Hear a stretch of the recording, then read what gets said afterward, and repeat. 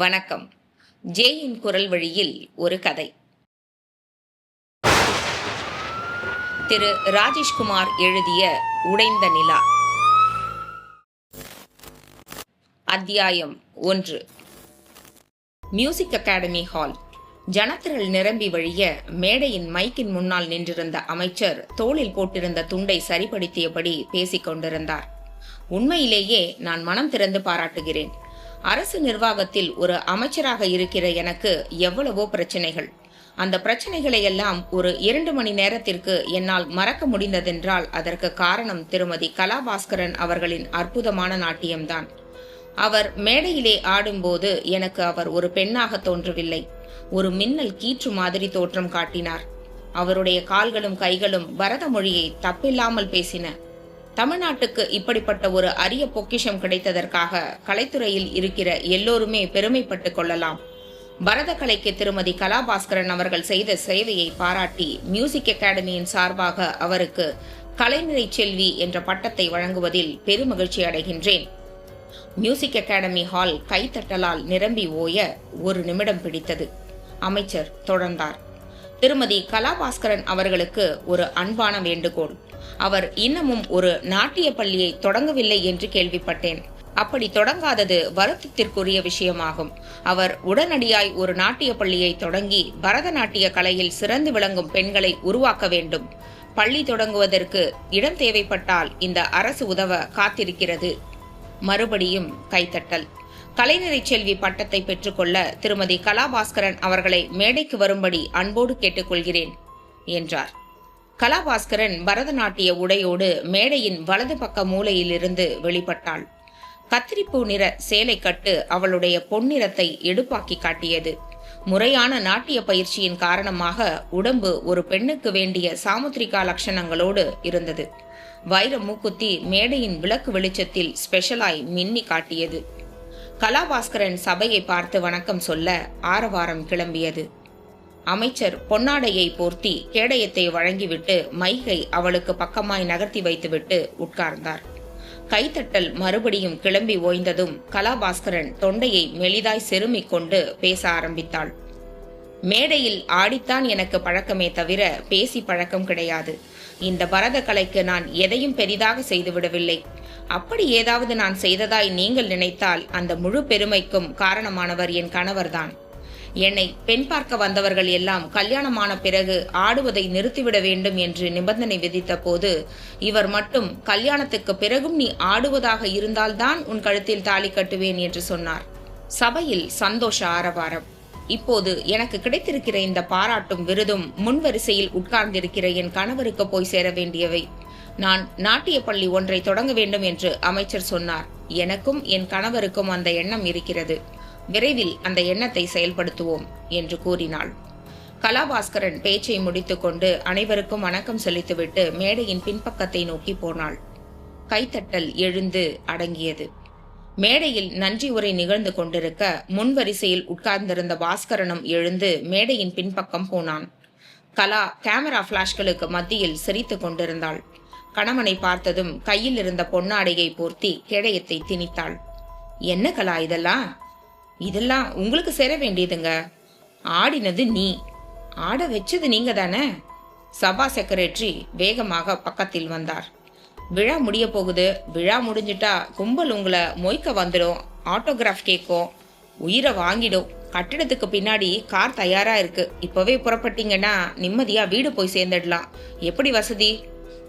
கலாவும் பாஸ்கரனும் camera பிளாஷ்களுக்கு மத்தியில் நடந்து மேடையின் பின்பக்கம் வந்தார்கள். எல்லோரையும் பார்த்து கும்பிட்டு விட்டு காரில் ஏறிக்கொள்ள அது சினுங்கிவிட்டு புறப்பட்டது. சபா செக்ரட்டரியின் கார் அது. கட்டிட காம்பவுண்டை தாண்டி ரோட்டுக்கு வந்ததும் போக்குவரத்தில் வெளிச்சமாய் கலந்தது. இரவு 9 மணி நேர சென்னை போக்குவரத்து நெரிசல் குறையாமல் இருந்தது. இரவு 9 மணி நேரமாகியும் சென்னை போக்குவரத்து நெரிசல் குறையாமல் தெரிந்தது. கலா, மெல்ல கூப்பிட்டான் பாஸ்கரன். இன்னைக்கு உன் ஆட்டம் அற்புதமாக்கும். ரொம்ப ரொம்ப ஒவ்வொரு தடவையும் இதையே தான் சொல்றீங்க. இருந்தாலும் இன்னைக்கு அம்சம். 1/2 மணி நேரம் தான் இருப்பேன்னு சொன்ன அமைச்சர் 2 மணி நேரம் அசைய கூட இல்லை தெரியுமா? ஆடியன்ஸ் ஒருத்தராவது எழுந்து போகணுமே. அகாடமியை சேர்ந்த கேண்டீன்காரர்களுக்கு வியாபாரம் செம்ம டல்லு. கதை அட நெஜம்தான் என்றான். கலா குரலை தாழ்த்தி கொண்டாள். சரி, நேத்து ராத்திரி நான் ஒரு கோரிக்கையை உங்க முன்னாடி வச்சேனே, அதை பத்தி யோசனை பண்ணீங்களா? என்ன கோரிக்கை? இதுதானே வேண்டாங்கிறது. ஓ, அந்த கோரிக்கையா? யோசனை பண்ணிட்டேன். இன்னும் 2 வருஷம் போகட்டும். கலா சினுங்கினாள். நான் ஒத்துக்கவே மாட்டேன். நமக்கு கல்யாணமாகி 3 வருஷம் ஆகுது. நான் ஒரு குழந்தைக்கு தாயாகணும்னு மனசு கடந்து அடிச்சுக்குது. நான் கர்ப்பமாயிட்டா டான்ஸ் பயிற்சி பாதிக்கப்படுங்கிறதுக்காக நீங்களும் நானும் ஜாக்கிரதையா இருந்தது போதும். இனி 1 வருஷத்துக்கு டான்ஸ் கீன்ஸ் எதுவும் கிடையாது. நீங்களும் நானும் அப்பா அம்மா ஆகணும். டிரைவரின் காதுகளுக்கு கேட்டு விடாமல் பாஸ்கரனின் காதோரம் பேசினாள் கலா. பாஸ்கரன் புன்னகைத்தான். ஏன் அவசரப்படுற கலா? உனக்கும் எனக்கு என்ன வயசு ஆயிடுச்சு? இன்னும் 6 மாசத்துல அகில இந்திய நாட்டிய சம்மேளனம் சார்பில் டெல்லியில ஒரு கலை விழா நடக்க இருக்கு. அதுல நீ ஆட வேண்டாமா? அதுக்கும் அடுத்த வருஷம் தஞ்சாவூர்ல உலக தமிழ் மாநாடு. உன்னோட நாட்டியம் கண்டிப்பா இருக்கணும்னு துணைவேந்தர் எப்பவோ சொல்லிட்டாரு. கலா ஒதுங்கி உட்கார்ந்து முகத்தை என்று வைத்துக் கொண்டாள். கலா, பேசாதீங்க. பாஸ்கரன் புன்னகையோடு மௌனம் காக்க அடுத்த சில நிமிஷங்களில் வீடு வந்தது. கார் அவர்களை உதிர்த்து விட்டு போக வீட்டை திறந்து கொண்டு உள்ளே போனார்கள். கலா சோஃபாவில் போய் தொப்பென்று உட்கார பாஸ்கரன் டியூப்லைட்டை வெளிச்சத்திற்கு கொண்டு வந்த பின் அவளுக்கு பக்கத்தில் போய் உட்கார்ந்தான். கலா மௌனமாக இருந்தாள். கலா, நீங்க ஒன்னும் என்கிட்ட பேச வேண்டாம். 2 வருஷத்துக்கு அப்புறம் உன்னோட கோரிக்கை கண்டிப்பா நிறைவேற்றப்படும். கலா கணவனை ஏறிட்டாள். அவளுடைய பெரிய மை விழிகளில் கண்ணீர் பளபளத்தது. குரல் தழுதழுத்தாள். நான் ஒரு உண்மையை சொல்லட்டுங்களா? என்ன? எனக்கு இந்த டான்ஸ், பாராட்டு, புகழ், விருது இதெல்லாம் அலுத்து போச்சுங்க. பொன்னாடையும் கேடயமும் நிமிஷ நேர சந்தோஷம்தான், நிரந்தர சந்தோஷம் இல்ல. பாஸ்கரன் பதறி போனான். கலா, என்ன இது சின்ன குழந்தை மாதிரி? எனக்கு முதல்ல குழந்தை வேணும், அப்புறம்தான் டான்ஸ். கணவனின் கரங்களில் தன் முகத்தை புதைத்து கொண்டு முதுகு குலுங்கினாள் கலா. பாஸ்கரன் புன்னகைத்தான். இதோ பார் கலா, உன் இஷ்டத்துக்கு மாறா நான் என்னைக்குமே நடந்துக்க மாட்டேன். நீ அடுத்த வருஷம் ஒரு குழந்தைக்கு அம்மா ஆகணும், அவ்வளவுதானே? நான் ரெடி. கலா நீர் கசிந்த கண்களோடு நிமிர்ந்தாள். நிஜமாவா சொல்றீங்க? நான் என்னைக்காவது உங்ககிட்ட பொய் சொல்லியிருக்கேனா? போய் முதல்ல குளிச்சுட்டு வா, சாப்பிட்டுட்டு சாவகாசமா பேசுவோம். என் மேல உங்களுக்கு கோபம் இல்லையே? சேச்சே. அவள் கன்னத்தை மெல்ல தட்டினான். போ, முதல்ல குளி, நான் டைனிங் டேபிள்ல எல்லாத்தையும் அரேஞ்ச் பண்றேன்.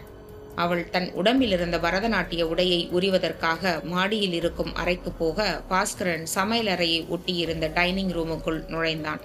அறைக்கதவை வெறுமனே சாத்தியவன் சுவர் ஓரமாய் இருந்த அந்த ஃப்ரிட்ஜை திறந்தான். மத்தியானம் தயாரித்து வைத்துவிட்டு போன பிசிபேலாபாத்தும் சப்பாத்தி வெஜிடபிள் குருமாவும் பாத்திரங்களில் தெரிய அதை வெளியே எடுத்து டைனிங் டேபிளின் மேல் வைத்தான். கலா குளித்துவிட்டு வருவதற்குள் ஆம்லெட் போட்டு வைக்கலாமா? வேண்டாம், இன்னைக்கு சனிக்கிழமை. கலா முட்டை இருக்கிற பக்கம் மூக்க கூட கொண்டு போக மாட்டா. வேண்டுமானால் ரொட்டியை எடுத்து சாண்ட்விச் பண்ணலாமா? பாஸ்கரன் யோசித்துக் கொண்டிருக்கும் போதே திடும் என்று மாடியிலிருந்து சத்தம் கேட்டது. கலா வீறிட்டு அலறும் சத்தம். பாஸ்கரன் திடுக்கிட்டு போய் ஃப்ரிட்ஜ் கதவை சாத்திவிட்டு பதட்டமாய் ஓடி டைனிங் அறையை கதவை திறக்க முயன்றான். கதவின் வெளிப்பக்கம் யாரோ தாழிட்டிருந்தார்கள். அத்தியாயம் 2. மிருனா. என் கணவரின் குரல் கிசுகிசுப்பாய் கொஞ்சம் கதகதப்பாய் என் செவிமடல் அருகே கேட்டது. ரொம்ப குளிருதுல? ஆமா, கட்டி பிடிச்சுக்க. மணி எவ்வளோங்க? விடிகால 5 மணி என்றான். 5 மணி ஆயிருச்சா? நான் போர்வையை உதறிக்கொண்டு எழுந்தேன். ஜன்னலுக்கு வெளியே வைகரை இருட்டு, காகங்களின் இரைச்சல். என் கணவர் என் தோள்பட்டையை பிடித்தார். என்ன மிருனா, எந்திரிச்சிட்ட? எந்திரிக்காம என்ன பண்றது? குளிச்சுட்டு வீட்டு வேலைகளை ஆரம்பிக்க வேண்டாமா? அரை மணி நேரம் படேன். அம்மாடி, நான் மாட்டேன், உங்க கை சும்மா இருக்காது. விலக முயன்ற என்னை இழுத்து கட்டி அணைத்து கொண்டார். அவர் விட்ட மூச்சு சூடாய் என் கன்னத்தில் மோதியது. ரொம்பவும் தான் பிகு பண்ணிக்கிறியே. சீ, விடுங்க. ராத்திரி பூராவும் பக்கத்துல படுத்துக்கிட்டு இருந்தது போறாதா? போதலையே. வர வர நீங்க ரொம்ப மோசமாயிட்டே போறீங்க. வீட்டு வேலைகளை இப்ப இருந்து ஆரம்பிச்சாதான் 8 மணிக்கெல்லாம் உங்களுக்கு டிஃபன் கிடைக்கும். 8:30 மணிக்குள்ள நீங்க ஆபீஸ்க்கு கிளம்ப முடியும். ஆபீஸ்க்கு வேணும்னா லீவ் போட்டுடுறேனே. சரியா போச்சு. என் கணவரின் பிடியிலிருந்து திமறிக் கொண்டு கட்டிலை விட்டு கீழே இறங்கினேன். Miruna, please. Sorry my dear husband, இனிமே எல்லாமே ராத்திரிக்கு தான். சரி, ஒரே ஒரு முத்தம். கால் ஷீட் முடிந்தது என் கணவரே. என்னை காய போடாத. அப்புறம் அப்புறம் அப்புறம் என்னவா? சின்ன வீடு வச்சுக்குவேன். தாராளமாக வச்சுக்கோங்க, ஐ டோன்ட் கேர். நான் சிரித்து கொண்டே அறையை விட்டு வெளியே வந்தேன். என் கணவரை பற்றி எனக்கு தெரியும். அந்நிய பெண்களை தலை நிமிர்ந்து பார்த்து பேசக்கூட கூச்சப்படும் இவரா சின்ன வீடு வைத்துக் கொள்வார்? மிருனா, பேசாம 1 மணி நேரம் படுத்து தூங்குங்க. 6 மணிக்கு காஃபியோடு வந்து எழுப்புறேன். வீட்டின் பின்பக்கம் போனேன். பக்கத்து தெரு குழாயடியில் கார்ப்பரேஷன் குழாய் தண்ணீருக்காக பெண்கள் சண்டை போட்டுக் கொள்வது கேட்டது. எவடி என் குடத்தை தள்ளி வச்சுட்டு அவ குடத்தை முன்னாடி வச்சது? நீயா? நான் எதுக்கு வைக்கிறேன்? நீ தாண்டி வச்சிருப்ப. மறுவாதையா பேசு, இல்ல என்னடி பண்ணுவ? திருட்டு. நான் சாத்தியிருந்த குளியலறை கதவு முன்பாய் வந்து நின்று இடது கையால் கதவை தள்ளியபடி வலது கை ஆட்காட்டி விரலால் சுவிட்சை போட்டேன். உள்ளே 40 வாட்ஸ் பல்ப் வெளிச்சம் நிரம்பியது. கதவை திறந்து கொண்டு உள்ளே போனேன். திட்டின் மேல் இருந்த பிளாஸ்டிக் ஜக்கை எடுத்து பக்கெட்டில் இருந்த தண்ணீரை மொள்ள முயன்றபோது என் பார்வை குளியலறையின் தரைப்பரப்பில் உன்னிப்பாய் படிந்தது. பதித்த மார்பிள் சதுரங்களின் மேல் தண்ணீர் திவளை திவளையாய் தெரிய அதில் சிவப்பு நூலிழைகள் மாதிரி. என்ன அது? உற்று பார்த்தேன். ரத்தம். என் முதுகு தண்டுவடத்தில் பனிக்கட்டி ஒன்று நிதானமாய் வழுக்கிக் கொண்டு போனது. அத்தியாயம் 3. நீங்க எவ்வளவு வருஷமா டிவியில செய்தி வாசிப்பாளரா இருக்கீங்க மிஸ் மலர்செல்வி? பத்திரிகை நிருபர் அந்த அழகான பெண்ணிடம் கேட்டுக்கொண்டிருந்தார்.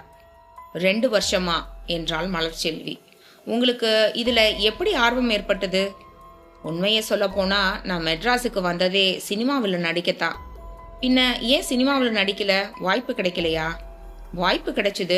மேக்கப் டெஸ்ட் எடுத்து ஓகேயும் பண்ணி கதாநாயகியா நடிக்க அட்வான்ஸும் கொடுத்தாங்க. 2 நாள் ஷூட்டிங்கும் நடந்தது. 3ஆவது நாள் அட்வான்ஸை திருப்பி கொடுத்துட்டேன். ஏன்? நடிக்க பிடிக்கல. காரணம்? ஒரு பெண் கல்யாணத்துக்கு முன்னாடி எதை இழக்கக்கூடாதோ அதுக்கு ஆபத்து வரும் போல இருந்தது. விலகிட்ட. எந்த பட கம்பெனி? டிவி செய்தி வாசிப்பாளர்களில் உங்களுக்கு தான் ரசிகைகள் அதிகம் என்று ஒரு பத்திரிகையின் புள்ளி விவரம் சொல்லியிருக்கிறது. இதற்கு என்ன காரணம் இருக்க முடியும் என்று நினைக்கிறீர்கள்? பக்கத்து அறையிலிருந்து அந்த இளைஞன் வெளிப்பட்டான். மலர்செல்வியின் அண்ணன் காசி. நீங்க கேட்ட கேள்விக்கே நான் பதில் சொல்லலாமா ரிப்போர்ட்டர் சார்? சொல்லுங்க. 2 காரணம். முதல் காரணம், என்னோட சிஸ்டர் அழகா இருக்கா. 2வது காரணம், தமிழ ஒழுங்கா இனிமையா பேசுறா. மற்றவங்க கிட்ட இந்த 2மே கொஞ்சம் மைனஸ்.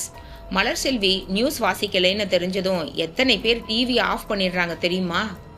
மலர்செல்வி புன்னகைத்தாள். அண்ணன் சொன்னதை அப்படியே பத்திரிகையில போட்டுடாதீங்க. ஏன்? போட்டா என்ன என்றார் நிருபர். வேண்டாம், செய்தி வாசிக்கிற என்னோட மற்ற கொலீக்ஸ்க்கு ஒரு மாதிரி ஃபீல் பண்ணுவாங்க.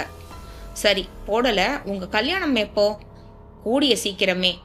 மாப்பிள்ளை யாருன்னு தெரிஞ்சுக்கலாமா என்றார் நிருபர். 1 மாசம் பொறுத்துக்கங்க, கல்யாண பத்திரிகையே கையில கொடுத்துடுறேன் என்றாள். காதல் கல்யாணமா? இல்லை, வீட்டில் பெரியவங்களா பார்த்து முடிவு பண்ணினது. எங்க பத்திரிகையோட அட்டை படத்துல உங்களை போடலாம்னு இருக்கோம். ஒரு நல்ல போட்டோ வேணும். 2 நாள் கழிச்சு வாங்க, தரேன். பக்கத்து அறையில் டெலிபோன் அடித்தது. காசி எழுந்து போனான். அறைக்குள் நுழைந்து ரிசீவரை எடுத்தான். ஹலோ. மறுமுனையில் கேட்டது ஆண் குரல். யாரு? காசியா? ஆமா. நீ சொன்ன மாதிரி காரியத்தை முடிச்சிட்டேன். சரி, வழக்கமான இடத்துக்கு போயிரு, 10 நிமிஷத்துக்குள்ள வந்துடுறேன் என்று சொன்னான் காசி. ரிசீவரை வைத்துவிட்டு அறை நின்றும் வெளிப்பட்டான். மலர்செல்வி இன்னமும் அந்த பத்திரிகை நிருபருக்கு உற்சாகமாய் பேட்டி கொடுத்து கொண்டிருந்தாள். அத்தியாயம் 4. பாஸ்கரனின் இருதயத்திற்குள் கலவரம் மூண்டது. மாடி அறையில் கலா வீறிட்டு அலறுகிற சத்தம். டைனிங் அறையின் கதவை யாரோ வெளிப்பக்கமாய் தாழ்போட்டிருந்தார்கள். யார் வந்தது? கலாவுக்கு என்னவாயிற்று? கதவை தோளால் இடித்தான். அது அசைந்து கொடுக்க மறுக்கவே சமையல் அறைக்குள் நுழைந்து வீட்டின் பின்பக்கம் வந்து ஸ்டேர்கேஸ் மாடிப்படிகளில் ஏறினான். கலா, கலா குரல் கொடுத்தான். மாடியில் நிசப்தம். சிமெண்ட் பைப் குழாயை பற்றி கொண்டு ஏறி மொட்டை மாடியில் குதித்து திறந்திருந்த கதவின் வழியே உள்ளே நுழைந்து கலாவின் அறையை நோக்கி ஓடினான். கலா! அறைக்கதவு திறந்திருக்க உள்ளே எட்டி பார்த்தான். கலா அறையின் மையத்தில் கால்களையும் கைகளையும் பரப்பிக் கொண்டு விழுந்திருந்தாள். அவளை சுற்றிலும் தெளித்த மாதிரியான சைஸில் இரத்த பொட்டுகள். கழுத்து பக்கத்தில் நிறைய ரத்தம் தேங்கி பின் மொசைக் பரப்பில் நினைத்த பக்கமெல்லாம் போய்கொண்டிருந்தது. கலா! பாஸ்கரன் ஓடி போய் மண்டியிட்டு உட்கார்ந்து அவளை அள்ளினான். உயிர் பெறுகிற கடைசி வினாடிகளில் இருந்தாள் கலா. அத்தியாயம் 5.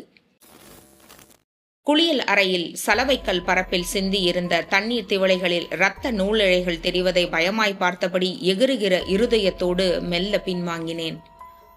தட் என்று கதவில் மோதிக்கொண்டேன். எப்படி இந்த ரத்தம்? பார்வை நீர்த்திவளைகளின் மேல் இருந்த இரத்த திவளைகளின் மேலேயே ஒட்டி கொண்டிருக்க வயிறு எக்கி குரல் கொடுத்தேன். என்னங்க? என் கணவர் ஓடி வந்தார். குளியலறை கதவின் மேல் சாய்ந்தபடி மூச்சிறைத்துக் கொண்டிருந்த என் தோள்பட்டையை பற்றினார். என்ன மிருனா? நான் குரல் குழறினேன். அங்கே பாருங்க.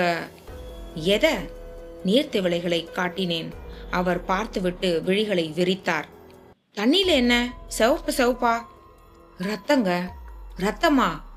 என் கணவர் குனிந்து பார்த்துவிட்டு நிமிர்ந்தார். ரத்தம்தான். எப்படிங்க இது? நம்ம பாத்ரூம்ல பூனை ஏதாவது எலிய கொண்டு வந்து இங்க வச்சு சாப்பிட்டுருக்குமோ? அப்படி இருக்க வாய்ப்பே இல்லைங்க. எப்படி சொல்ற?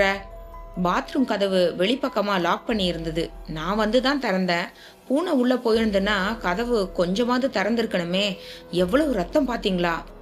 முதல்ல அதை சுத்தம் பண்ணுறேனா, அப்புறம் அது எப்படி வந்திருக்கணும்னு யோசிக்கலாம். எனக்கு வயித்த கொமட்டுதுங்க. டாய்லெட் போகணும் போல இருக்கு.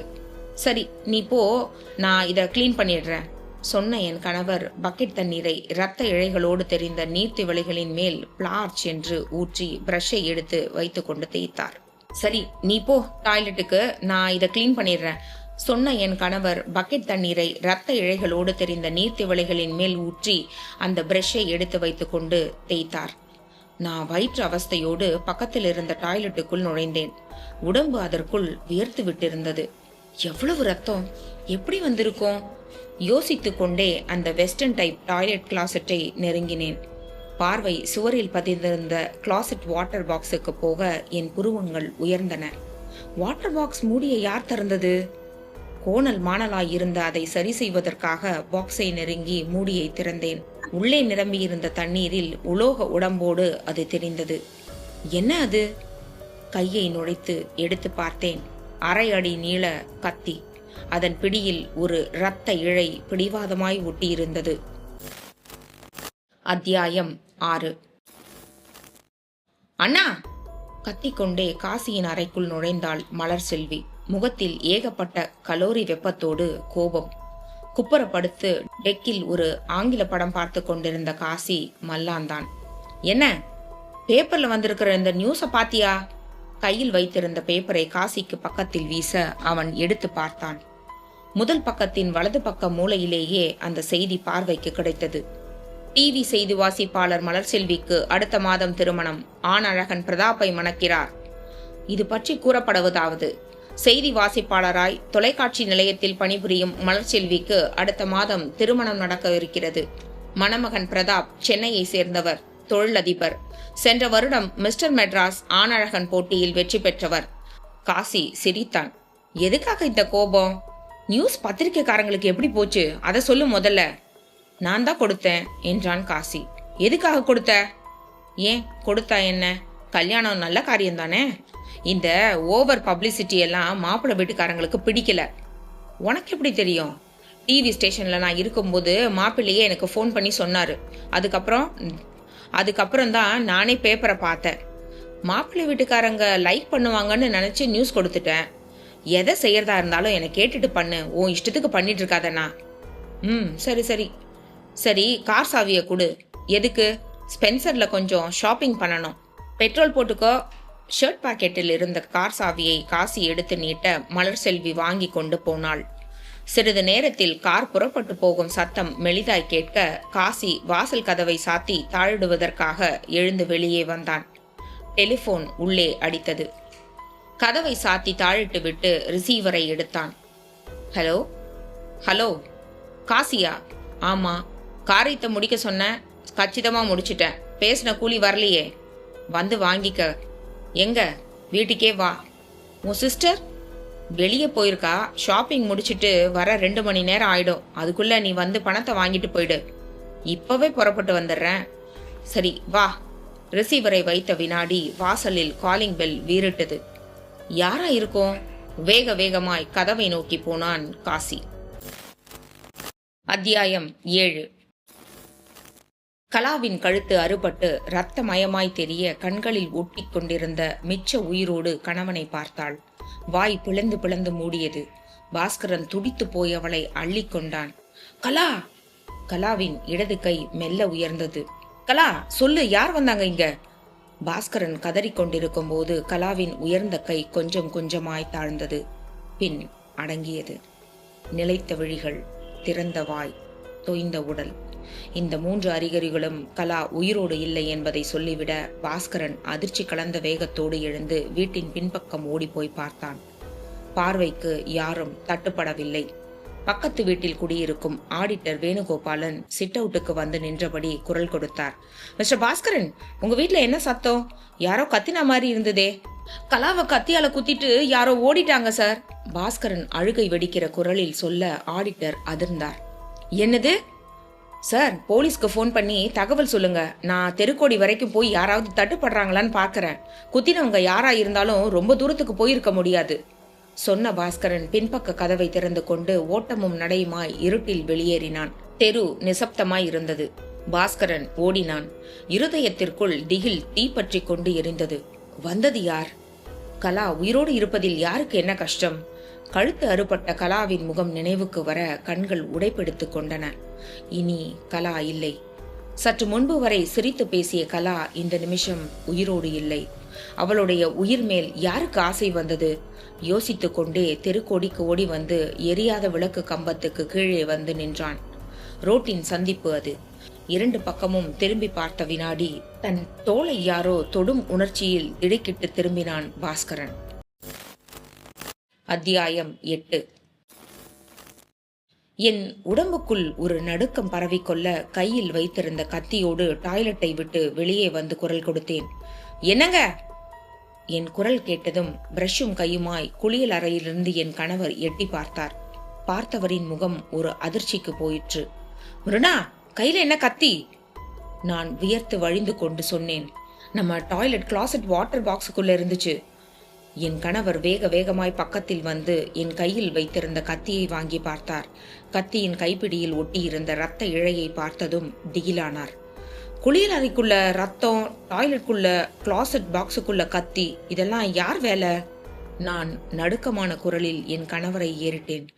என்னங்க, ஏதோ ஒரு கொலை விவகாரத்துல நம்ம 2 பேரையும் மாட்டி விடுறதுக்காக யாரோ இந்த வேலையில பண்ணியிருக்காங்க.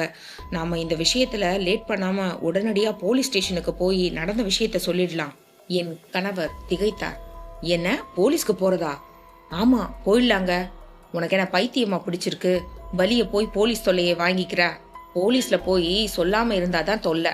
குளியல் அறையில ரத்தம் சிந்தி கடந்ததையும் டாய்லெட் கிளாசெட் பாக்ஸ் ரத்த கரையோட கத்தி இருந்ததையும் சொல்லிட்டா பிரச்சனை வரதுக்கு வாய்ப்பு இல்லைங்க.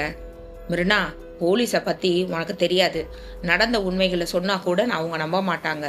விசாரணைங்கிற பேர்ல ஒரு போலீஸ் பட்டாளமே வந்து உன்னையும் என்னையும் ஒரு வழி பண்ணிடுவாங்க. வீட்டையே புரட்டி போட்டு தேடி பார்ப்பாங்க. அப்புறம் இந்த தெருவே கூடி நின்று வேடிக்கை பார்க்கும். இது தேவையா உனக்கு? அப்போ போலீஸ்க்கு போக வேணாம்னு சொல்றீங்களா?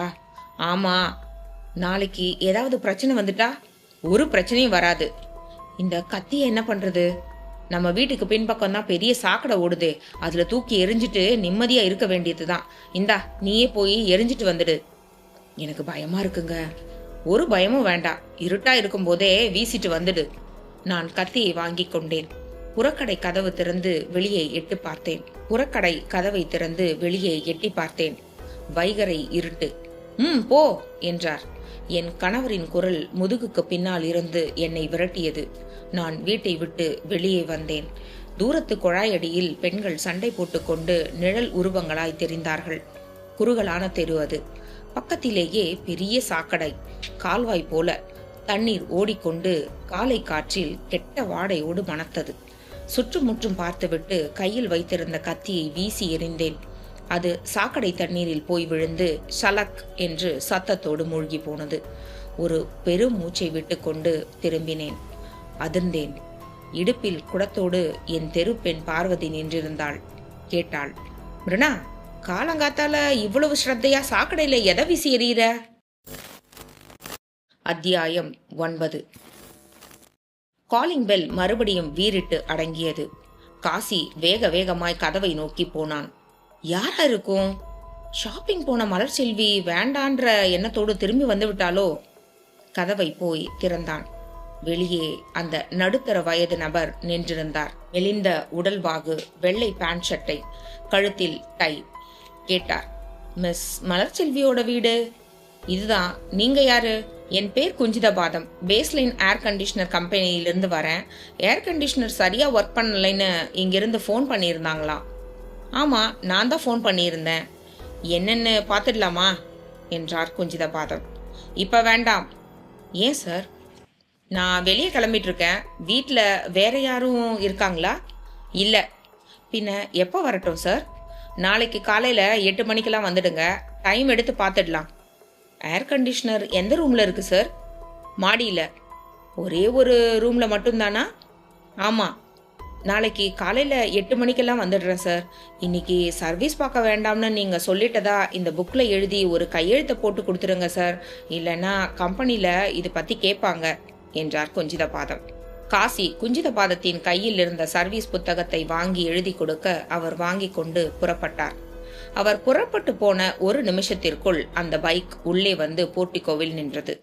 தலை கொள்ளாமல் முடியும் தாடியும் வைத்திருந்த அந்த இளைஞன் பைக்கினின்றும் இறங்கி உள்ளே போக காசி எதிர்கொண்டான். வா சுந்தர், உன் சிஸ்டர் திடீர்னு வந்துட மாட்டாங்களே. 2 மணி நேரத்துக்கு குறையாம வரமாட்டா, நீ வந்து உட்காரு என்றான் காசி. அந்த சுந்தர் சோஃபாவில் உட்கார்ந்தான். பேசினத்துக்கு மேல கொஞ்சம் சேர்த்து கொடு காசி. எதுக்கு? காரியத்தை முடிக்கிறதுக்குள்ள நான் பட்ட அவஸ்தை எனக்கு தான் தெரியும் என்றான். கஷ்டமான காரியம்னு தெரிஞ்சுதான் உன்கிட்ட கொடுத்தேன். இப்ப பேசின அமௌண்ட் வாங்கிக்க, பின்னாடி ஏதாவது காரியம் பண்ணும்போது பாத்துக்கலாம் என்றான் காசி. இல்ல காசி, கஷ்டப்பட்டது ரொம்ப அதிகம், பேசின அமௌண்ட் ரொம்ப கம்மி. நீ சந்தோஷப்பட்டு கொடுத்தாதானே என்ன மாதிரியான ஆட்களுக்கு காரியம் பண்ண உற்சாகமா இருக்கும். இந்த பிடிவாதம் தான் உனக்கு ஆகாது. இது பிடிவாதம் இல்ல காசி, என் பக்கம் இருக்கிற நியாயத்தை எடுத்து சொன்னேன். சரி, தொணன்னு பேசாத. பேசின கூலிக்கு மேல ஒரு 1000 ரூபாய் சேர்த்து வாங்கிக்க. உள்ளே போய் பீரோவை திறந்து பணத்தை எடுத்து கொண்டு வந்து சுந்தரின் கையில் திணித்தான் காசி. இனிமே இந்த கொசுறு கேட்கிற வேலையை வச்சுக்காத. சுந்தர் பணத்தை வாங்கி மார்பு சட்டைக்குள்ளே திணித்து கொண்டபடி எழுந்தான். மறுபடியும் எப்ப வேலை? நானே உன்னை கான்டாக்ட் பண்றேன், கிளம்பு என்றான் காசி. பீர் கிடையாதா என்றான் சுந்தர். அதெல்லாம் வெளியில, வீட்டுக்குள்ள அந்த பண்டிகையெல்லாம் கிடையாது. நீ உன் சிஸ்டருக்கு ரொம்ப பயப்படுற போல இருக்கு. அவளுக்கு கல்யாணம் ஆகிற வரைக்கும் தான். அப்புறம் இந்த பயம் அதெல்லாம் எதுவும் கிடையாது. அதுக்கப்புறம் என்னோட ராஜாங்கம் தான். ராத்திரி மார்க்கபோலோவுக்கு வரியா காசி? எதுக்கு? விஜயவாடாவிலிருந்து சென்னம்மான்னு ஒருத்தி வந்திருக்கா. சரியான நாட்டுக்கட்ட. வயசு எவ்வளவுன்னு நினைக்கிற?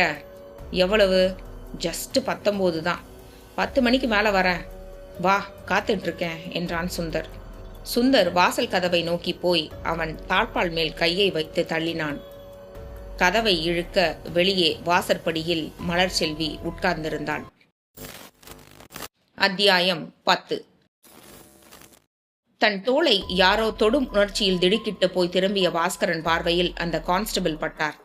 அந்த ஏரியா ரோந்து கான்ஸ்டபிள். கேட்டார், என்ன சார் இந்த நேரத்துல இப்படி ஓடி வரீங்க?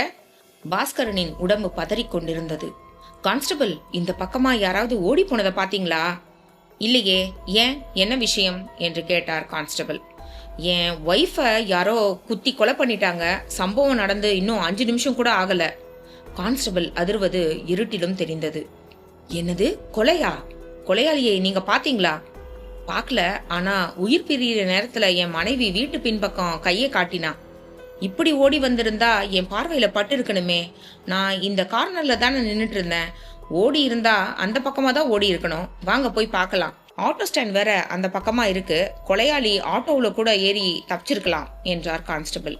இருவரும் ஓடினார்கள். 2 நிமிஷம் மூச்சிறைப்பு ஓட்டம். ஆட்டோ ஸ்டாண்ட் கொஞ்சம் வெளிச்சமாய் தெரிந்தது. ஸ்டாண்டில் ஆட்டோ எதுவும் இல்லை. பக்கத்தில் வேர்க்கடலை வண்டிக்காரன் தணலின் மேல் இருந்த இரும்பு வாணலியில் வேர்க்கடலையை வரட் என்று வறுத்து கொண்டிருந்தான். ரோட்டில் வெகு சொற்பமாய் ஜனம். கான்ஸ்டபிள் வேர்க்கடலை வண்டியை நெருங்க அவன் சேவித்தான். ஐயா, டேய், ஸ்டாண்ட்ல எவ்வளோ நேரமா ஆட்டோ இல்லை? இந்நேரம் வரைக்கும் ஒரு ஆட்டோ இருந்துச்சுங்க, இப்பதான் கிளம்பி போச்சு. ஆட்டோவில் ஏறினது யாருன்னு தெரியுமா? தெரியாதுங்க ஐயா, ஆனால் வந்தவர் வேகமாக ஓடி வந்து ஏறினாரு. சீக்கிரமாக ஆட்டோவை எடுக்க சொன்னார். ஆள் எப்படி இருந்தான்? சரியாக பார்க்கலங்க ஐயா. ஆட்டோ டிரைவர் யாருன்னு தெரியுமா? தெரியுங்க, மீசக்கார டிரைவரு, பேரு ஜெயபாலு.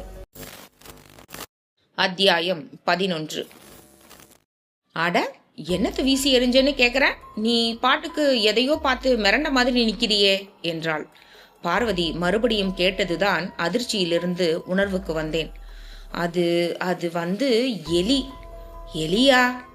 ஆமா பார்வதி, சமையலறைக்குள்ள ஒரு எலி செத்து கிடந்தது. அதை அப்படியே ஒரு துணியில சுத்தி கொண்டாந்து வீசி எறிஞ்சேன். அந்த பார்வதி சிரித்தாள். செத்த எலிக்கா மூஞ்சி பூராவும் இப்படி வேர்த்திருக்கு? எலினாவே எனக்கு பயம். நல்ல பொண்ணு நீ, போ. பார்வதி சிரித்து கொண்டே போய்விட சேலை தலைப்பால் கழுத்து வியர்வையை ஒற்றிக்கொண்டே வீட்டுக்குள் நுழைந்த நான் குளியல் அறைக்குள் தரையை கழுவி கொண்டிருந்த கணவனுக்கு முன்பாய் போய் மூச்சரைக்க நின்றேன். என்னங்க? அவர் நிமிர்ந்தார். கத்திய சாக்கடையில போட்டுட்டியா? போட்டுட்டேன். ஆனா என்ன ஆனா? அந்த பார்வதி இல்ல பார்வதி, அவ பாத்துட்டா. எந்த பார்வதி?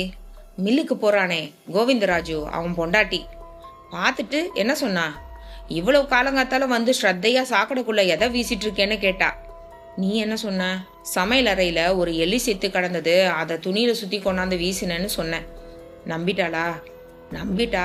ரத்த கரையெல்லாம் கழுவிட்டீங்களா? சரியா போகல போல இருக்கே, தள்ளுங்க, நான் தேய்ச்சி விடுறேன். கணவரிடம் பிரஷை வாங்கி கொண்டு நான் தேய்க்க ஆரம்பித்தேன். என் கணவர் பெருமூச்சு விட்டார். இது யாரோட வேலைன்னு தெரியலையே. யாராவது நமக்கு வேண்டாதவங்களா தான் இருக்கணும். ஆபீஸ்ல யார் கூடவாது சண்டை போட்டீங்களா? இல்லையே என்றான். சொந்தக்காரங்கள்ல யாராவது? நம்ம 2 பேருக்கும் இருக்கிற சொந்தமே ரொம்பவும் கம்மி. அவங்களும் வெளியூர்ல இருக்காங்க. வேற யாரோட வேலைங்க இது? குளியல் அறையை தேய்த்து கழுவி விட்டு முன்னறைக்கு வந்தேன். மனசுக்குள் இருந்த பயமும் உடம்பில் இருந்த அசதியும் தலைக்குள் ஒரு கணத்தை ஏற்றி இருந்தது. ஏதாவது மாத்திரை முழுங்கணும் போல இருக்கு. மாத்திரையை தேடி ஜன்னல் திட்டுக்கு போனேன். திட்டில் மாத்திரை பட்டையை நான் தேடிக்கொண்டிருக்கும் போதே என் வீட்டு வாசலில் அந்த சத்தம் கேட்டது. நிமிர்ந்தேன். வாசலில் போலீஸ் ஜீப். அத்தியாயம் 12. மலர் செல்வியை வாசற்படியில் பார்த்ததும் காசியின் முகமும் சுந்தரின் முகமும் நிறங்கள் தப்பின. வினாடி நேரம்தான். காசி இயல்புக்கு வந்தான். என்ன மலர் செல்வி, ஷாப்பிங் போலையா? காரெங்க? அவள் பதில் எதுவும் பேசாமல் எழுந்து உள்ளே போக காசி சுந்தருக்கு நீ போயிடு என ஜாடை காட்டினான். அவன் பைக்கில் ஏறி புறப்பட்டதும் காசி கதவை சாத்தி கொண்டு உள்ளே வந்தான். இடது கையால் மோவாயை தாங்கி எதிர்ப்புற சுவரையே விரித்து பார்த்து கொண்டிருந்த மலர் செல்விக்கு முன்பாய் வந்து உட்கார்ந்தான். என்ன கோபம்? யாரவன்? யார கேட்குற? பைக்ல வந்தவனை தான் கேட்குறேன். என் ஃப்ரெண்டு. ஃப்ரெண்டா? பார்த்தா ரவுடி மாதிரி, சினிமாவில் வர அடியாள் மாதிரி இருக்கான். அவன் பார்க்கறதுக்கு தான் அப்படி இருப்பான், பட் ரொம்ப நல்ல டைப்பு. நல்ல டைப்புன்னு சொல்ற? இது நாள் வரைக்கும் அவன் இங்கே வந்ததே இல்லையே.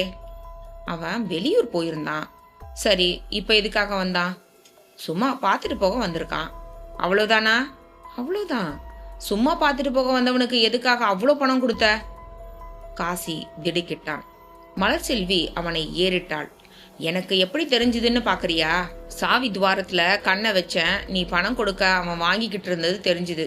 நீங்க 2 பேரும் பேசுனது கேட்க முடியலையே தவிர எல்லாத்தையும் என்னால பார்க்க முடிஞ்சுது என்றாள் மலர் செல்வி. காசி சில வினாடிகள் மௌனித்து விட்டு தொடர்ந்தான். பிசினஸ்ல ஏதோ பண கஷ்டமா? 10,000 ரூபாய் கேட்டான். 5,000 கொடுத்து விட்டேன். கடன் வாங்கின விஷயம் வெளியே யாருக்கும் தெரிய வேண்டாம்னு சொன்னான். அதான் உங்ககிட்ட சொல்லல என்றான் காசி. இதோ பாருண்ணா, கொஞ்ச நாளாவே உன்னோட நடவடிக்கையெல்லாம் சரியில்லை. ராத்திரி நேரங்களில் வெளியே போகிறதும் வரதும், யார் யாருக்கோ டெலிஃபோன் பண்ணி பேசுறதும், உங்ககிட்ட இருக்கிற பணப்புழக்கமும் என்னை நிறுத்திக்கிட்டே இருக்கு. சொல்லு, இல்லீகலாக ஏதாவது பண்ணுறியா? சே, உன் அண்ணன் அப்படிப்பட்டவன் இல்லை. ராஜமுந்திரியில ஒரு புது பிஸ்னஸ் தொடங்கிறதுக்காக சில ஆந்திரா ஃப்ரெண்ட்ஸுங்களோட பேச்சுவார்த்தை நடத்திட்டு இருக்கேன். அவங்க ராத்திரி நேரத்தில் தான் வராங்க. அவங்கள மீட் பண்ணணும்னா நானும் ராத்திரி நேரத்தில் வெளியே போக வேண்டியிருக்கு. நீ நினைக்கிற மாதிரி நான் இல்லீகல் ஆசாமிலாம் இல்லடா. நம்பலாமா என்றாள் மலர்ச்செல்வி. கண்டிப்பா நம்பலாம். சில வினாடி மௌனத்திற்கு பிறகு காசி கேட்டான், கார் எங்க? மவுண்ட் ரோட்ல ஏதோ ஊர்வலமா, 2 மணி நேரத்துக்கு அந்த பக்கமா எந்த வண்டியும் போக முடியாதுன்னு டிராஃபிக் கான்ஸ்டபிள் சொல்லிட்டாரு. ஷாப்பிங் போக முடியாதுன்னு காரை திருப்பிக்கிட்டு வீட்டுக்கு வந்துட்டு இருந்தேன். ஸ்ட்ரீட் கார்னர்ல வரும்போதே பைக்ல வந்தவன் நம்ம வீட்டுக்குள்ள நுழையிறத பார்த்தேன். உடனே காரை தெருமுனையிலேயே நிறுத்தி லாக் பண்ணிட்டு காசி குறுக்கிட்டு சொன்னான். துப்பறிய வந்துட்டியாக்கோ? சொல்லிவிட்டு அவன் சிரித்தாலும் மனசுக்குள் ஒரு எச்சரிக்கை மணி விடாமல் அடித்து கொண்டிருந்தது. இனிமேல் மலர்ச்செல்வியிடம் எச்சரிக்கையாக இருக்க வேண்டும். தங்க பிஸ்கெட் வியாபாரத்தை கொஞ்ச நாளைக்கு நிறுத்தி வைக்க வேண்டும். அத்தியாயம் 13. பாஸ்கரனும் கான்ஸ்டபிளும் ஆட்டோ ஸ்டாண்டிலிருந்து புறப்பட்டு வீடு வந்து சேர்ந்திருந்த போது வீட்டுக்கு முன்பாய் தெருஜனம் கூடியிருந்தது. வாசலில் போலீஸ் ஜீப், உள்ளே காக்கி யூனிஃபார்ம்கள். பாஸ்கரன் அழுகையோடு உள்ளே போக இன்ஸ்பெக்டர் சிவபிரகாஷ் எதிர்கொண்டார். ஸ்பாட்டுக்கு இப்பதான் வரோம். நீங்க கொலையாளியை தேடி போனதா பக்கத்து வீட்டு ஆடிட்டர் சொன்னாரு. கொலையாளிய பாத்தீங்களா? பாஸ்கரன் பதில் சொல்வதற்குள் கான்ஸ்டபிள் முந்திக் கொண்டு நடந்த விவரங்களை சொல்ல சிவபிரகாஷ் செவி மடுத்து விட்டு கேட்டார். கொலையாளி ஆட்டோவில் ஏறி தப்பிச்சிருக்கான். ஆமா சார் என்றார் கான்ஸ்டபிள். அந்த ஆட்டோ டிரைவர் ஜெயபால் மறுபடியும் ஆட்டோ ஸ்டாண்டுக்கு வந்தா இந்த வீட்டுக்கு வரணும்னு வேர்க்கடலை வண்டிக்காரங்கிட்ட சொல்லிட்டு வந்திருக்கீங்களா? ஆமா சார். ஆள் எப்படி இருந்தானா? அந்த வண்டிக்காரனுக்கு சொல்ல தெரியல சார். பாஸ்கரன், இப்படி வாங்க, சம்பவம் எப்படி நடந்ததுன்னு சொல்லுங்க. Please Baskaran, control yourself. Baskaran அழுகையை மென்று கொண்டு நடந்த சம்பவத்தை துண்டு துண்டு வாக்கியங்களில் சொல்லி முடித்தான். இன்ஸ்பெக்டர் செவிமடித்து கேட்டார். கொலையாளி யாரா இருக்கும்னு நினைக்கிறீங்க? தெரியல சார். யாரையாவது சந்தேகப்பட்டாலும் பரவாயில்ல, நீங்க சொல்லலாம். Sorry sir. Sir, we are harmless. கலாவுக்கு பரதக்கலை மட்டும்தான் தெரியும். யாரையும் பகச்சுக்க தெரியாது. எனக்கும் அவளுக்கும் எல்லாருமே நண்பர்கள் தான். எதிரிகளே இல்ல, இருக்கவும் முடியாது. வந்தவன் திருடனா இருக்கலாம். நோ மிஸ்டர் பாஸ்கரன், வந்தவன் திருடனா இருக்க முடியாது. உங்க மனைவி போட்டிருக்கிற நகைகள் அவங்க உடம்புல அப்படியே இருக்கு. சம்பவம் மின்னல் வேகத்துல நடந்துட்டு இருக்கு. வந்தவனோட நோக்கம் உங்க மனைவியை தீர்த்து கட்டுறது தான். நீங்க ஃபங்க்ஷன்லேருந்து திரும்புறதுக்கு முன்னாடியே அவன் எப்படியோ இந்த வீட்டுக்குள்ள நுழைஞ்சிருக்கணும். மாடி ரூம்ல மறைஞ்சு நின்று இருக்கணும். உங்க மனைவி அறைக்குள்ள நுழைஞ்சதும் கழுத்தை அறுத்துட்டு ஓடி இருக்கணும். பாஸ்கரன் கலாவின் உடம்பை பார்த்துவிட்டு புதிதாய் அழ ஆரம்பிக்க சிவபிரகாஷ் அவன் தோளை தட்டினார். கேட்டார், வீட்டுல வேலைக்காரங்க எத்தனை பேரு? ஒரே ஒரு வேலைக்காரி மட்டும்தான். காலையில 7 மணிக்கு வந்துட்டு சாயந்தரம் 5 மணிக்கெல்லாம் போயிடுவா. வேலைக்காரி பேரு ஜோதி. வீடு எங்க? ராய்பேட்டையில சார், மீர் பக்ஷி அலி தெருவுல. விசாரணை நிகழ்ந்து கொண்டிருக்கும் போதே வாசலில் அந்த ஆட்டோ வந்து நிற்கும் சத்தம் கேட்டது. கான்ஸ்டபிள் குரல் கொடுத்தார். சார், அந்த டிரைவர் ஜெயபால் வந்துட்டான். அத்தியாயம் 14. வாசலில் போலீஸ் ஜீப்பை பார்த்ததும் நான் வெலவெலத்து போனேன். ஒரு இன்ஸ்பெக்டரும் 2 கான்ஸ்டபிள்களும் இறங்கிக் கொண்டிருந்தார்கள். கனமான பூட்ஸ் சத்தங்கள். நான் மெல்ல பின்வாங்கி குரல் கொடுத்தேன். என்னங்க? என் கணவர் பக்கத்தில் வந்தார். என்ன மிருனா? போலீஸுங்க. எங்க? நம்ம வீட்டு வாசல்ல. ஜன்னல் வழியாய் பார்த்த என் கணவர் சட்டென்று முகம் மாறி என்னை பார்த்தார். இப்போ என்ன பண்றது மிருனா? நீங்க உள்ள இருங்க, போலீஸ் கிட்ட நான் பேசிக்கிறேன். போலீஸ் கேட்கிற கேள்விகளுக்கு நம்ம 2 பேரும் ஒரே மாதிரி பதில் சொல்லணும். நான் போய் வாசல் கதவை திறக்கட்டுமா? என் கணவர் தடுத்தார். வேண்டாம், அவங்க கதவை தட்டட்டும். இருவரும் காத்திருந்தோம். 1 நிமிஷம், 2 நிமிஷம். வெளியே எந்த சத்தத்தையும் காணோம். என்னங்க கப்சிப்புன்னு இருக்கு?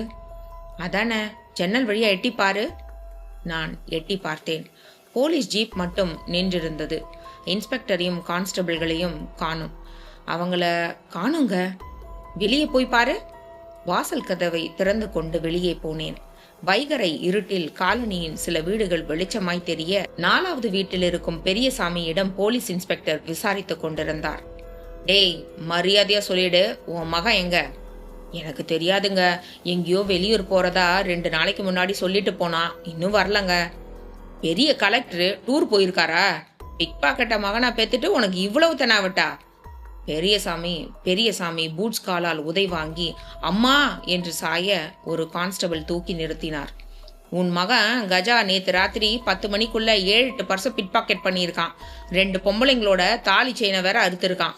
வீட்டுக்கு அவன் வரலன்னா எங்க போயிருப்பான் சொல்லு. எனக்கு தெரியாதுங்கய்யா. உன் உடம்பு நல்லா இருக்கிற வரைக்கும் பிக் பாக்கெட் தொழில பண்ணிட்டு இருந்த. இப்போ மகனுக்கு ட்ரைனிங் கொடுத்துட்டு உட்கார்ந்த இடத்துலயே சம்பாதிச்சுட்டு இருக்க இல்ல? ஐயா இல்லைங்கய்யா. இவனை தூக்கி ஜீப்ல போட்டு ஸ்டேஷனுக்கு கொண்டு போய் 2 காலுக்கும் லாடம் கட்டி கேட்டா எல்லாத்தையும் சொல்லிடுவான் என்றார். பெரியசாமியை அந்த 2 கான்ஸ்டபிள்களும் குண்டு கட்டாய் தூக்கி ஜீப்பில் போட நான் திரும்பவும் வீட்டுக்குள் நுழைந்தேன். காத்திருந்த என் கணவர் கேட்டார், என்ன போலீஸ் நம்மள தேடி வரல? பின்ன மாசத்துக்கு ஒரு தடவை வழக்கமா பெரியசாமி வீட்டுக்கு வர போலீஸ் தான் வந்திருக்கு. ஜீப் நம்ம வீட்டு வாசல்ல நின்று இருக்கு.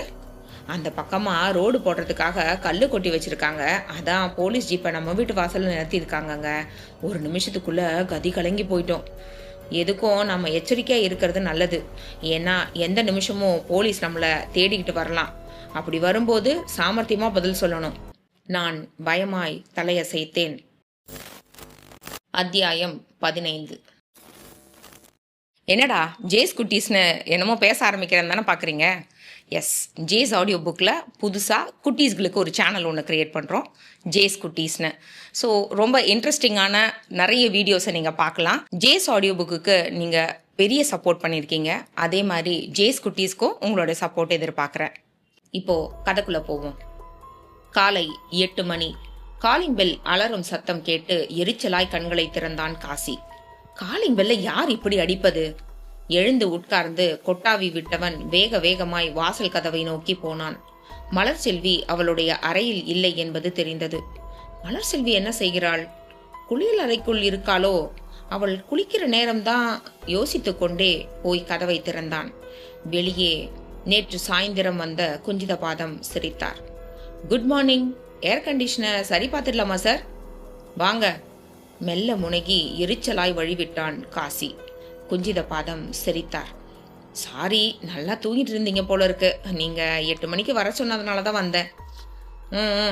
ரிப்பேர் முடிய எவ்வளோ நேரம் ஆகும்? ஏர் கண்டிஷனரை பார்த்துட்டு தானே சொல்ல முடியும் சார். மேஜர் ஃபால்ட்டாக இருந்தால் 1 நாள் கூட ஆகும். மைனர் ஃபால்ட்டாக இருந்தால் 10 நிமிஷத்தில் முடிச்சுட்டு நான் பாட்டுக்கு போயிட்டு இருப்பேன் சார். எந்த ரூம் சார்? மாடியில் முதல் ரூம். போய் பார்க்கட்டுமா சார்? போய் பாருங்க, பின்னாடியே வந்துடுறேன் சொன்னவன் உள்ளே இருந்த குளியலறையை நோக்கி போனான். குளியலறை கதவு திறந்திருந்தது. மலர்செல்வி இல்லை. சமையல் அறைக்குள் இருப்பாளோ? எட்டி பார்த்தான். வெறிச்சென்று இருந்தது. குளித்துவிட்டு பால்கனிக்கு போய் கூந்தலை ஆற வைக்கிறாளோ? போனான். பால்கனியிலும் இல்லை. பால்கனியில் நின்று மோவாயை தடவி கொண்டவனின் பார்வை வீட்டின் பின்பக்கம் போக ஆச்சரியப்பட்டான். பின்பக்க கதவு லேசாய் காற்றுக்கு திறந்து ஆடிக்கொண்டிருந்தது. பின்பக்க கதவை திறந்து கொண்டு மலர்செல்வி எங்கே போயிருப்பாள்? குழப்பமாய் யோசித்துக் கொண்டே பால்கனியில் இருந்து இறங்கி வந்தவன் மாடிப்படிகளுக்கு கீழே தட்டுமுட்டு சாமான்களை போட்டு வைத்திருந்த இடத்துக்கு வந்ததும் சட்டென்று நின்றான். ஈக்கள் மொய்த்து கொண்டிருந்தது. என்ன அங்க? எட்டி பார்த்தான் காசி. 2 உள்ளங்கை பரப்பளவுக்கு ரத்தம் தேங்கி இருக்க தட்டுமுட்டு சாமான்களுக்கு மத்தியில் மலர்செல்வி திணிக்கப்பட்டிருந்தாள். பாதி அறுபட்ட கழுத்து உறைந்து போன ரத்தத்தோடு தெரிந்தது. உடம்பில் இருந்த நைட்டி கத்தியால் பல இடங்களில் கிழிக்கப்பட்டிருந்தது. காசி உடம்பு நடுங்க மலர்செல்வியை நெருங்கினான். ஈக்கள் அவனை மோதிக்கொண்டு கிடைத்த திசைகளில் பறந்து போயிற்று.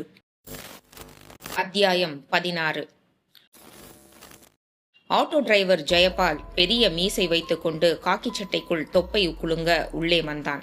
கொஞ்சம் கலவரமான முகத்தோடு சேவித்தான். சிவபிரகாஷ் அவனை ஏறிட்டார். இப்படி பக்கத்துல வாயா என்றான்.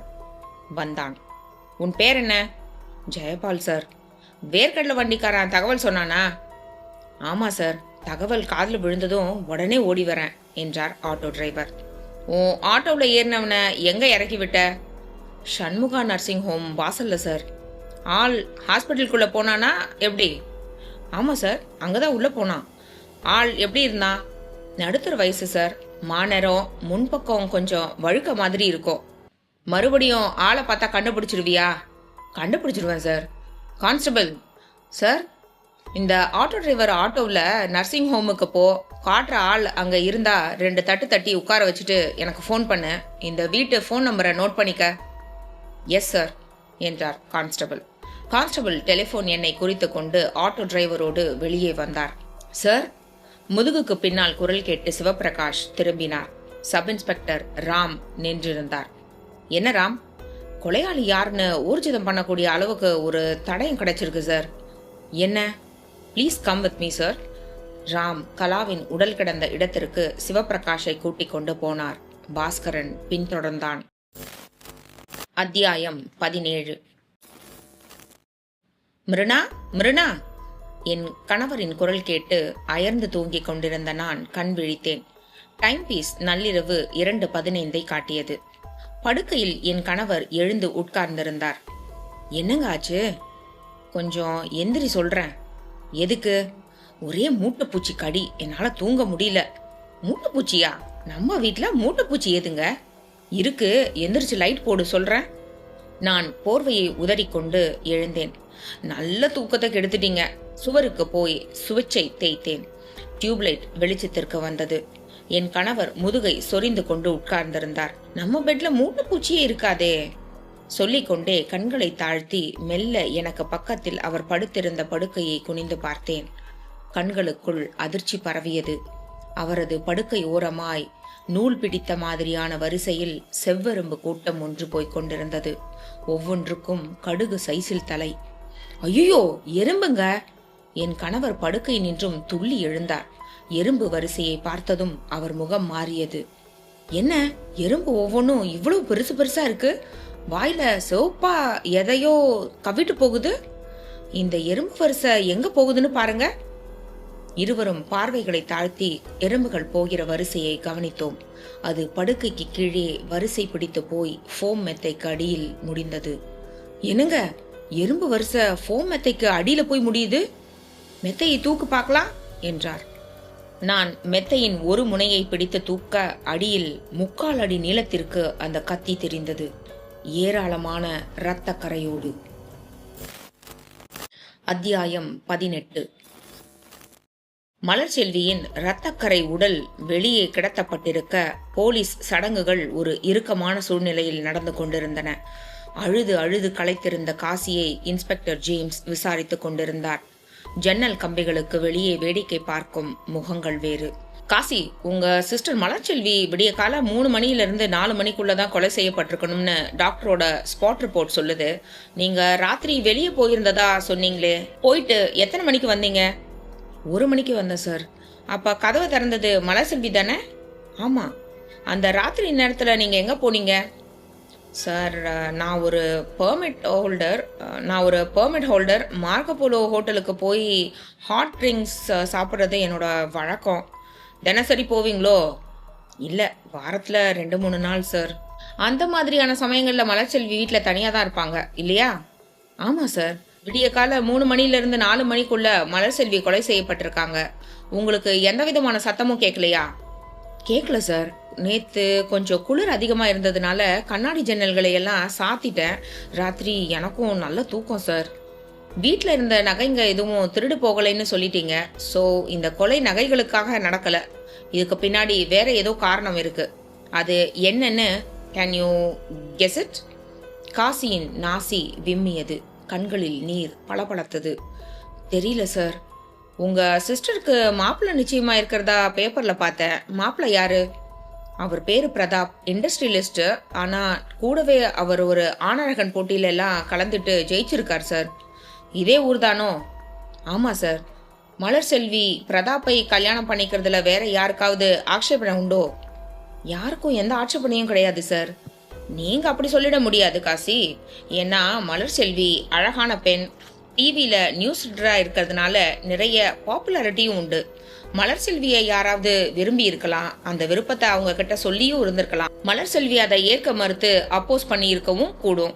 அந்த ஏமாற்றத்தை தாங்கிக்க முடியாத யாரோ ஒருத்தர் தனக்கு கிடைக்காத மலர்செல்வி வேற யாருக்கும் கிடைக்க கூடாதுங்கிற எண்ணத்துல இந்த கொலையை பண்ணியிருக்கலாம். சோ அந்த பேக்ரவுண்ட கொஞ்சம் அலசி பார்த்துடுறது நல்லது. எனக்கு ஒண்ணுமே பிடிபடல சார். தலையை 2 கைகளாலும் பற்றி கொண்டு அங்கிருந்த நாற்காலியில் அப்படியே தளர்ந்து போய் உட்கார்ந்து விட்டான் காசி. இன்ஸ்பெக்டர் ஜேம்ஸின் பார்வை சற்று தள்ளி மிரள மிரள விழித்தபடி நின்றிருந்த குஞ்சிதபாதத்தின் மேல் விழுந்தது. பக்கத்தில் போனார். தீர்க்கமாய் ஒரு பார்வை பார்த்துவிட்டு கேட்டார், ஏர் கண்டிஷனரை ரிப்பேர் பார்க்க வந்தது நீங்க தானே? ஆமா சார். உங்க பேரு? குஞ்சிதபாதம். இதே ஊரா? இல்ல சார், கும்பகோணத்துக்கு பக்கத்துல பட்டீஸ்வரம்னு ஒரு ஊரு, அதுதான் என் சொந்த ஊரு என்று சொன்ன குஞ்சிதபாதம் குரலை தாழ்த்தி கண் சிமிட்டினார். ஒரு நிமிஷம் இப்படி தனியா வரீங்களா இன்ஸ்பெக்டர்? ஜேம்ஸ் அவரை குழப்பமாய் பின்தொடர்ந்தார்.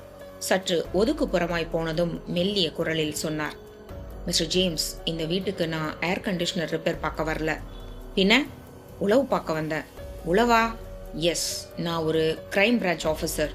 சி மை ஐடி கார்டு சொன்ன குஞ்சிதபாதம் தன் சட்டை பையில் வைத்திருந்த பைண்ட் செய்யப்பட்ட உபயோக கார்டை எடுத்து நீட்ட வாங்கி பார்த்து அயர்ந்தார் ஜேம்ஸ். இந்த வீட்டை எதுக்காக உளவு பார்க்க வந்தீங்க மிஸ்டர் குஞ்சிதபாதம்? அத்தியாயம் 19. கலாவின் உடல் கிடந்த இடத்திற்கு வந்தார்கள் இன்ஸ்பெக்டர் சிவபிரகாஷும் சப் இன்ஸ்பெக்டர் ராமும். என்ன தடயம் ராம்? கலாவோட 2 கை விரல்களையும் பாருங்க சார். சிவபிரகாஷ் குனிந்து பார்த்தார். மருதாணியிட்ட 10 விரல்களின் நக நுனிகள் சற்று வித்தியாசமாய் தெரிந்தன. நகங்களின் இடுக்குகளில் எதுவோ அப்பியது மாதிரியான தோற்றம். ராம், என்னது சார்? ஃபாரன்சிக் அசிஸ்டன்ட் இப்பதான் இதை கவனிச்சு சொன்னாரு. கலா கழுத்து அறுப்பட்ட நிலையிலும் கொலையாளியை எதிர்த்து போராடி இருக்காங்க. தன் கூர்மையான நகங்களால கொலையாளியின் உடம்ப பிராண்டி இருக்காங்க. கொலையாளியோட சதையும் ரத்தமும் கலாவோட விரல் நகங்களை ஒட்டி இருக்கு. ஃபாரன்சிக் அசிஸ்டன்ட் அந்த ரத்தத்தை எடுத்து சோதனை செஞ்சு பார்த்ததுல பிளட் குரூப் வேறன்னு தெரிஞ்சுது. கலாவோட பிளட் குரூப் என்ன? A negative. நகை இடுக்குகளை இருந்த blood group B positive. So கொலையாளியோட பிளட் குரூப் பி பாசிட்டிவ்ங்கிறது ஒரு க்ளூ. Yes sir. கொலையாளியை இந்த வாரத்துக்குள்ள கண்டுபிடிக்க முடிஞ்சா அந்த நபர் உடம்புல கலாவோட நகைக்கீரல்கள் நிச்சயமா இருக்கும். சிவபிரகாஷ் பக்கத்தில் நின்றிருந்த பாஸ்கரனிடம் திரும்பினார். மிஸ்டர் பாஸ்கரன், 2 உபயோகமான க்ளூஸ் கிடைச்சிருக்கு. கலாவுக்கு யாரால் இந்த மரணம் உண்டாக்கப்பட்டிருக்குன்னு நினைக்கிறீங்களோ அந்த நபர்களோட லிஸ்ட் பண்ணி கொடுங்க. நாங்கள் அதிரடியாக ஒரு விசாரணையில் இறங்கி கொலையாளியை கண்டுபிடிக்க முடியுமான்னு பார்க்குறோம் என்றார். பாஸ்கரன் மென்று விழுங்கினான். சார், நான் யாருன்னு சந்தேகப்படுறது? கொஞ்சம் யோசனை பண்ணுங்க. கடந்த 6 மாசம் 1 வருஷத்துக்குள்ள நீங்க சந்திச்ச புது நபர்கள், உங்களுக்கு ஏற்பட்ட கசப்பான சில நிகழ்ச்சிகள், இதையெல்லாம் திங்க் பண்ணி பாருங்க. மனசுக்குள்ள ஏதாவது இடரும். நீங்க சந்தேகப்படுற நபர் உங்களுக்கு எவ்வளவு வேண்டியவரா இருந்தாலும் பரவாயில்ல, தயக்கம் காட்டாதீங்க. பாஸ்கரன் தலையாட்டி விட்டு யோசிக்க ஆரம்பித்தான். அத்தியாயம் 20. நான் கண்கள் திக்கித்து போய் படுக்கைக்கு அடியில் இருந்த அந்த இரத்தக்கரை கத்தியையே வெறித்தேன். என் உதடுகள் நடுங்கின. என்னங்க, மறுபடியும் இரத்தக்கரையோட கத்திங்க? அதானே. என் கணவரின் முகம் இருண்டு போயிருந்தது. நான் குனிந்து அந்த கத்தியை பார்த்தேன். உறைந்து போன ரத்தம் செங்கல் நிறத்தில் சின்ன சின்ன துகள்களாய் ஒட்டி கொண்டிருக்க அதன் மேல் எறும்புகள் அப்பி இருந்தது. காற்றில் இப்போது லேசாய் கெட்ட வாடை. எனக்கு மயக்கம் வரும் போல இருக்குங்க. அப்படியே தரையில உட்கார்ந்து கொண்டேன். மிருனா, என் கணவரின் கை என் தோளை தொட்டது. யார் அந்த காரியத்தை பண்றாங்கன்னு தெரியல. நிச்சயமா நாம ஏதாவது ஒரு ஆபத்துல மாட்டிக்க போறோம்னு என் மனசுக்கு படுது. இனிமேலும் நாம சும்மா இருக்கிறது சரியில்லைங்க. நேரா போலீஸ் ஸ்டேஷனுக்கு போய் நடந்த விஷயத்த சொல்லி கத்திய ஒப்படைச்சிடுவோம். என்னங்க? என் கணவரின் குரல் நடுங்கியது. போலீஸ் மட்டும் வேண்டாம்றனா, எனக்கு என்னவோ பயமா இருக்கு. போலீஸ்னா ஏன் பயப்படுறீங்க? நாம தான் எந்த தப்பும் பண்ணலையே. நாம சொல்றத போலீஸ் நம்பணுமே. நம்ம பேர்ல கொஞ்சம் சந்தேகம் வந்தாலும் லாக்கப்புக்குள்ள உட்கார வச்சு லட்டியால அடிச்சே செய்யாத குத்தத்தை செஞ்சதா ஒத்துக்கொள்ள சொல்லுவாங்க. என் ஃப்ரெண்டு ஒருத்த இப்படிதான் ஒரு திருட்டு சம்பந்தமா புகார் எழுதி கொடுக்க போனவனையே சந்தேகப்பட்டு 2 நாள் உள்ள உட்கார வச்சுட்டாங்க. கடைசியில திருட்டு பழிய அவன் மேலேயே சுமத்தி இப்போ கோர்ட்ல கேஸ் நடந்துட்டு இருக்கு. என் கணவரின் பயம் இப்போது என்னையும் தொற்றிக்கொண்டது. அவரை 4-5 போலீசார் சூழ்ந்து கொண்டு அடிப்பது போன்ற காட்சி மனத்திரையில் விரியவே தலையை உலுக்கிக் கொண்டேன். போலீஸ் வேண்டாங்க மிருனா. இந்த வேலையை நமக்கு வேண்டாதவங்க யாரோ பண்றாங்க. போலீஸுக்கு தெரியாம நாம இதை கண்டுபிடிக்கணும். எப்படிங்க கண்டுபிடிக்கிறது? கண்காணிக்கணும். கண்காணிக்கிறதா? ஆமா. இனிமே நீ தூங்கும் போது நான் விழிச்சிட்டு இருப்பேன், நான் தூங்கும் போது நீ விழிச்சிட்டு இருக்கணும். 1 வாரம் இல்ல 10 நாளைக்கு கண்காணிச்சா போதும், ஆளை மடக்கிடலாம். நான் மலர்ந்தேன். இப்போ நீங்க சொன்னதுதான் சரி. ஆள் கிடைக்கிற வரைக்கும் நம்ம 2 பேர்ல யாராவது ஒருத்தர் முழிச்சுக்கிட்டு இருந்து கண்காணிக்கணும். இப்போ இந்த கத்திய என்ன பண்றது? நேத்து மாதிரியே ஒரு பழைய துணியில சுத்தி வீட்டுக்கு பின்பக்கமா இருக்கிற சாக்கடையில வீசிட வேண்டியதுதான் என்றார். இப்பவே வா. இந்த ராத்திரி நேரம்தான் சரி. ஒரு பழைய துணியை கொண்டாந்து கத்திய அதுல வச்சு சுத்தி எடுத்துக்கிட்டு போய் வீசிட்டு வந்துரு. என் கணவர் சொல்ல நான் துணிகள் இருந்த பீரோவுக்கு போய் என் பழைய பாவாடை ஒன்றை எடுத்து சற்று பெரியதாக கிழித்து கொண்டு படுக்கையை நெருங்கினேன். ரத்தம் உறைந்து போன கத்தியை எடுத்து துணியில் சுற்றி கொண்டு வீட்டின் பின்பக்க கதவை திறந்தேன். இருட்டு. யாராவது பார்வைக்கு தட்டுப்படுகிறார்களா என்று பார்த்தேன். பார்வையை எல்லா திசைகளுக்கும் அனுப்பி யாரும் இல்லை என்பதை ஊர்ஜிதம் செய்து கொண்ட பின் மெல்ல தெருவில் இறங்கினேன். ராத்திரி காற்றில் சாக்கடை மணத்தது. ரோட்டில் குறுக்காக நடந்து சாக்கடையை நெருங்கினேன். துணியில் சுற்றி வைத்திருந்த கத்தியை வீசி எறிந்தேன். சொத்தென்று விழுந்தது சாக்கடைக்குள். அம்மாடி! ஒரு பெருமூச்சோடு வீட்டுக்குள் நுழைந்தேன். பின்பக்க கதவை சாத்தி தாழிட்டு விட்டு படுக்கை அறைக்குள் நுழைந்தேன். என் கணவரை காணோம். என்னங்க? குரல் கொடுத்து பார்த்தேன். பதில் இல்லை. என்னங்க, உங்களதான், எங்க போயிட்டீங்க? வீட்டுக்குள் அசாத்திய மௌனம் நிலவியது. அத்தியாயம் 21. இந்த வீட்டை எதுக்காக உளவு பார்க்க வந்தீங்க மிஸ்டர் குஞ்சிதபாதம்? இன்ஸ்பெக்டர் ஜேம்ஸ் கேட்டதும் குஞ்சிதபாதம் இன்னமும் குரலை தாழ்த்தி கொண்டார். காசியோட பிசினஸ்ல கொஞ்சம் சட்டவிரோதம் கலந்திருக்கு. சட்டவிரோதமா? எஸ். கடந்த 1 வருஷ காலமா தங்க பிஸ்கெட் வியாபாரம் அமோகமா நடந்துட்டு வருது. ஜேம்ஸ் மீண்டும் அயர்ந்தார். தங்க பிஸ்கெட் வியாபாரமா? எனக்கு தகவல் கிடைச்சப்ப இதே ஆச்சரியம் தான் எனக்கும் இருந்தது. அதை கன்ஃபார்ம் பண்ணிக்கத்தான் ஏசி சர்வீஸ் ஆள் மாதிரி வந்திருக்கேங்க. காசி தங்க பிஸ்கெட் வியாபாரம் பண்றதா உங்களுக்கு தகவல் சொன்னது யாரு என்றார் கான்ஸ்டபிள். கும்பகோணத்தில் ஒரு நகைக்கடையை ரெய்டு பண்ணப்ப அந்த கடையில வேலை பார்த்த ஒரு ஆள் விசாரணைக்காக ஸ்டேஷன் கொண்டு வந்தோம். போலீஸ் மரியாதை கொடுத்து அவனை செமத்தியா விசாரிச்சப்ப மெட்ராஸ்ல காசின்னு ஒருத்தர் மூலயமா நகைக்கடை முதலாளி தங்க பிஸ்கெட் வாங்குறதா சொன்னான். அவனை போலீஸ் கஸ்டடியிலேயே வச்சுட்டு நான் போன வாரம் மெட்ராஸ் வந்து காசியை பத்தின தகவல்களை கேதர் பண்ணினேன். அதுல சிலது முன்னுக்கு பின் முரணா இருந்துச்சு. கடந்த 2 நாளா காசியோட வீட்டை கண்காணிச்சேன். நேத்து சாயந்தரம் வீட்டை கண்காணிச்சுட்டு இருந்தப்போ ஏசி ரிப்பேர் பார்க்கறதுக்காக ஒரு ஆள் உள்ள போனான்.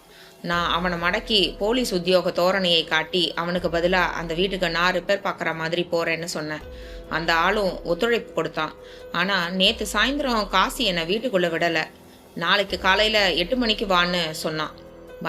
வந்து என் போலீஸ் பார்வையால வீட்டை அலசிட்டு இருந்தப்பதான் காசியோட அலறல் சத்தம் கேட்டது. உளவு பார்க்க வந்த இடத்துல ஒரு கொலையையும் பார்க்க வேண்டிய எக்ஸ்ட்ரா அவலம். மலர்செல்வி கொலை செய்யப்பட்டதற்கு அநேகமா காசியோட இல்லீகல் பிசினஸ் தான் காரணமா இருக்கணும்னு நினைக்கிறேன் என்றார் குஞ்சிதபாதம்.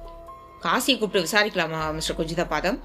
கண்டிப்பா விசாரிக்கணும். நீங்க விசாரணை பண்ணணுங்கிறதுக்காகத்தான் இந்த தகவல்களையே சொன்னேன். ஆனா நான் போலீஸ் ஆபீசருங்கிற விஷயமோ என் மூலமா தான் உங்களுக்கு தகவல் கிடைச்சிருக்குங்கிற விஷயமோ காசிக்கு தெரிய வேண்டாம். உங்களுக்கு வேற பக்கமா இருந்து தகவல் வந்ததா காட்டிக்கலாம்.